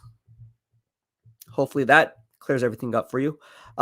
If not, I can always talk about other things. Rob Banks from the Minnesota Vikings fan base says, good afternoon, Beast. 70-ish days to the start of the season. Any prediction vids coming up? Skull. What is going on, Rob Banks? You are a loyal subscriber here in the BEASTwriter family with the Minnesota Vikings fan base. And getting to your question, yes, I always do my predictions so you guys can take that to Vegas and make some money. Obviously, I don't make anything off of it. But yes, my predictions, my betting lines, all of that will come into play. Fantasy football lovers will like what I have to say about my sleepers and some weeks to watch, or some players to watch, I should say, in the coming weeks. So stay tuned for that. All right, what else we got here? Tommy Huxley says, Buckner made that defense way better for sure without Rivers. I don't know. They do have Carson Wentz. I will say that. A lot of people are picking the Colts to win that game, so I'm sure Niners are underdogs. NFL fan says, I'm a fan now, just subscribed. I love football news. Well, you're going to get it, man, and thank you, Mahalo, for subscribing. Everyone here, welcome, NFL fan here in the BEASTwriter family.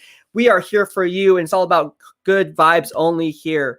We have, like I said, we have Minnesota Vikings fans on here. We have Carolina Panthers fans in here. We have San Francisco 49er fans in here. Seattle Seahawks fans in here. We even have Las Vegas Raider fans in here. Now we have Jets fans in here. And we have Colts fans in here. We have Steelers fans. We have all 32 NFL teams lockstepped into one. That's why you see this logo, BWF. It stands for BEASTwriter Family. And it has that barbell because obviously, if you look at the about section in my YouTube channel, I also compete in the NPC, which stands for the National Physique Committee Bodybuilding Industry. So with that being said, yes, I do compete. I'm going for my pro card. So that's why they call me the BEASTwriter. I didn't give myself that name. The fans gave me that nickname, and I'm just rolling with it 7 years later. So here we are today. So BEASTwriter was born. BEASTwriter family is now here up on YouTube. Thank you so much, and mahalo for subscribing to the channel. I really appreciate it. And again, spread the word to all your family and friends. If you like the content that I provide and feel like it's of value, I strongly encourage you to hit the like button, subscribe, turn on the bell notifications, but also share all the videos, because again, odds are if you like it, one of your family or friends will like it as well. And if they don't have to watch it. They'll just swipe left. But odds are I think they'll like the content that I will provide here in the BEASTwriter family, covering all 32 NFL teams. All right, NFL fan says, I like our GM. He is very conservative, and Buckner is the real deal. Why did the 49ers let him go? Great question. I actually broke this down on my first BEASTwriter podcast on why it was a bad move, why they shouldn't have let him go. Ultimately, it came down to money in their eyes. However, I said they should have got rid of Richard Sherman, saving the team $12.9 million in cap savings, rolled over that cap savings in future years, and Buckner's contract, who is already playing on the fifth-year option, not giving that money over to Eric Armstead, who is now, when you look at it, bad deal, $85 million man for 5 years. Nope, I wouldn't do it. I said it, and here we are today. Obviously, they then reached for Javon Kinlaw, who I think is going to have a good year this year. I said he would struggle in his rookie season based on the pass rush. He is. I am his biggest inspiration. He tweeted that to me on YouTube, on Twitter. He can't tweet something on YouTube. On Twitter. And I think Javon Kinlaw is going to have a heck of a year, but it all depends on if Nick Bosa can stay healthy. If Nick Bosa stays healthy, everyone gets to eat. If Nick Bosa is not healthy, everyone's going to starve. Outside of Javon Kinlaw, I think he's still going to eat. All right. With that being said, yeah, if you want to see that podcast, you can go ahead and do so. Just type in the YouTube search box, Buckner BEASTwriter. You'll see everything I had to say about that. Tommy Huxley says Kwity Paye is overrated. I agree with that. I think he is overrated. Tommy Huxley says, but now watch Kwity Paye be an absolute baller. BEASTwriter said he was overrated and he's a first team All-Pro, man. You said. NFL fan says Kwity Paye is still a rookie. I hope he develops and becomes a great edge rusher. And thanks for the info. You're very welcome. And mahalo again for subscribing to the channel. Again, please do me a solid because we're trying to grow. My job is to give you guys the value, and it's not your job per se, but again, if we want to grow this thing to where I see it going in the next few months, in the next year, all it takes is a share, a like, and again, social media engagement, what you're doing, man. NFL fan, you are awesome. Are you a fan of the Colts or are you a fan of all 32 NFL teams? I would like to know because it sounds like you know football as well. A guy called Ed says, oh no, I missed Randy Cross. It's okay. A guy called Ed, don't worry. You can watch it after this live stream is done. Wow, I've been on here for 2 hours now. A guy called Ed says, we have NFL players in here too. Yep. Yes, we do. We do. We have NFL players in here all day, every day. Arun Singh from Big Boss Man's Pizza says, NBA lottery tonight. Hope Dubs get 4, 5, or 6 from Timberwolves. Go Dubs. Yeah, go Dubs. I'm a huge Golden State Warriors fans. Obviously, you guys know I trained some of the Warriors dance team cheerleaders. And you guys would know this if you follow me on Instagram, or maybe I'll just post up some YouTube videos for you guys, and you guys know what I'm talking about there. But yeah, go Dubs. Dubs fan. JP Edward de Dios says, get it, B-Dub. Oh my gosh. My man JP Edward de Dios, Arizona Cardinals fan base. He's a diehard Cardinals fan. I feel bad for you because Zaven Collins was just arrested yesterday for doubling the speed limit. And anytime you do that, it's considered reckless driving. I should know because I was an insurance broker / agent before covering the NFL media. So yes, I'm not your considered one-trick pony, as you would say. Guys didn't know about that. I had my own insurance agency. Well, Eric Armstead knows that. He called me out on that. Well, not called me out, but he's like, yeah, you should stick to insurance. I'm like, yeah, it was a really good one. I had the players who were under me. I was their agents. All right. Jets Gang says, when are you going to be on the Jets podcast? We are still working out the details. Let me look at it. That's a good question. I talked to Ryan today, and he was willing to hop on the show. I think we're supposed to do it today, but he hasn't yet to get back to me. I know he's a busy guy, so I'm pretty sure he'll get back to me at some point. It's like talking to myself when I say, hey, Ryan. It's like, okay, man, what's going on here, man? But anyways, he has yet to get back to me yet. I messaged him or emailed him 18 hours ago, so I know he's a busy guy. Hopefully it'll be soon, but I want him on my show, and I can hop on his show so we can kind of get Jets fans in here, the BEASTwriter family, and really grow the BEASTwriter family all together. Again, I want a lot of Jets fans in here because I love Jets fans. I love Jaguars fans. I love Ravens fans. I love Cardinals fans. I love 49er fans, obviously. Shout out to my Niner fans. Me being biased. Who you biased, Beast? Nah, I'm just a Bay Area kid. Tommy Huxley says, nobody goes on the Jets podcast whining the Yorkers. All your teams was in playoffs. Tommy Huxley says Collins will be back, though he is going to be a star. I wanted him on the Niners. Christina Mack says, you rock, Mel. Thank you so much, Christina, and welcome in the BEASTwriter family where social media engagement is encouraged. CJ Ruthless Sports says, yay. CJ Ruthless Sports, I hope you're doing well. A lot to talk about in terms of the 49ers, all 32 NFL teams. Carl Nassib coming out that he's gay. He's, I think, the first active NFL player to go ahead and do so. I think that's great on his part for taking a stance and fighting for what he believes in. And it really takes balls, man. It takes guts to go ahead and do that because you're putting yourself out there. And that's not easy, right? It's easier to stay within your comfort zone than it is to go out of your comfort zone. So for me, this is a big learning process for Carl Nassib, but also tells a little bit about who he is as a person, his true character, how he'll stand for what he believes in, and it doesn't matter what other people think or perceive him to be. He's going to take a stance because at the end of the day, it's his life to live. So love it or hate it, he's still going to shine. All right, he's still going to shine. All right, well, that'll be it for today. I hope you liked the live stream that we had to offer here on YouTube with my man Randy Cross earlier at 10:30 a.m. Pacific Standard Time. We're doing another one all again with my man Randy Miller. You guys know who he is. Former GM of the New Orleans Saints, was the vice president of player personnel with the Seattle Seahawks. We're going to talk about the scouting process, the ins and outs of the draft war room, and the critical factors when evaluating player talent. Thank you so much for tuning in. Have a good night or a good day, depending where you are. BEASTwriter out. Peace.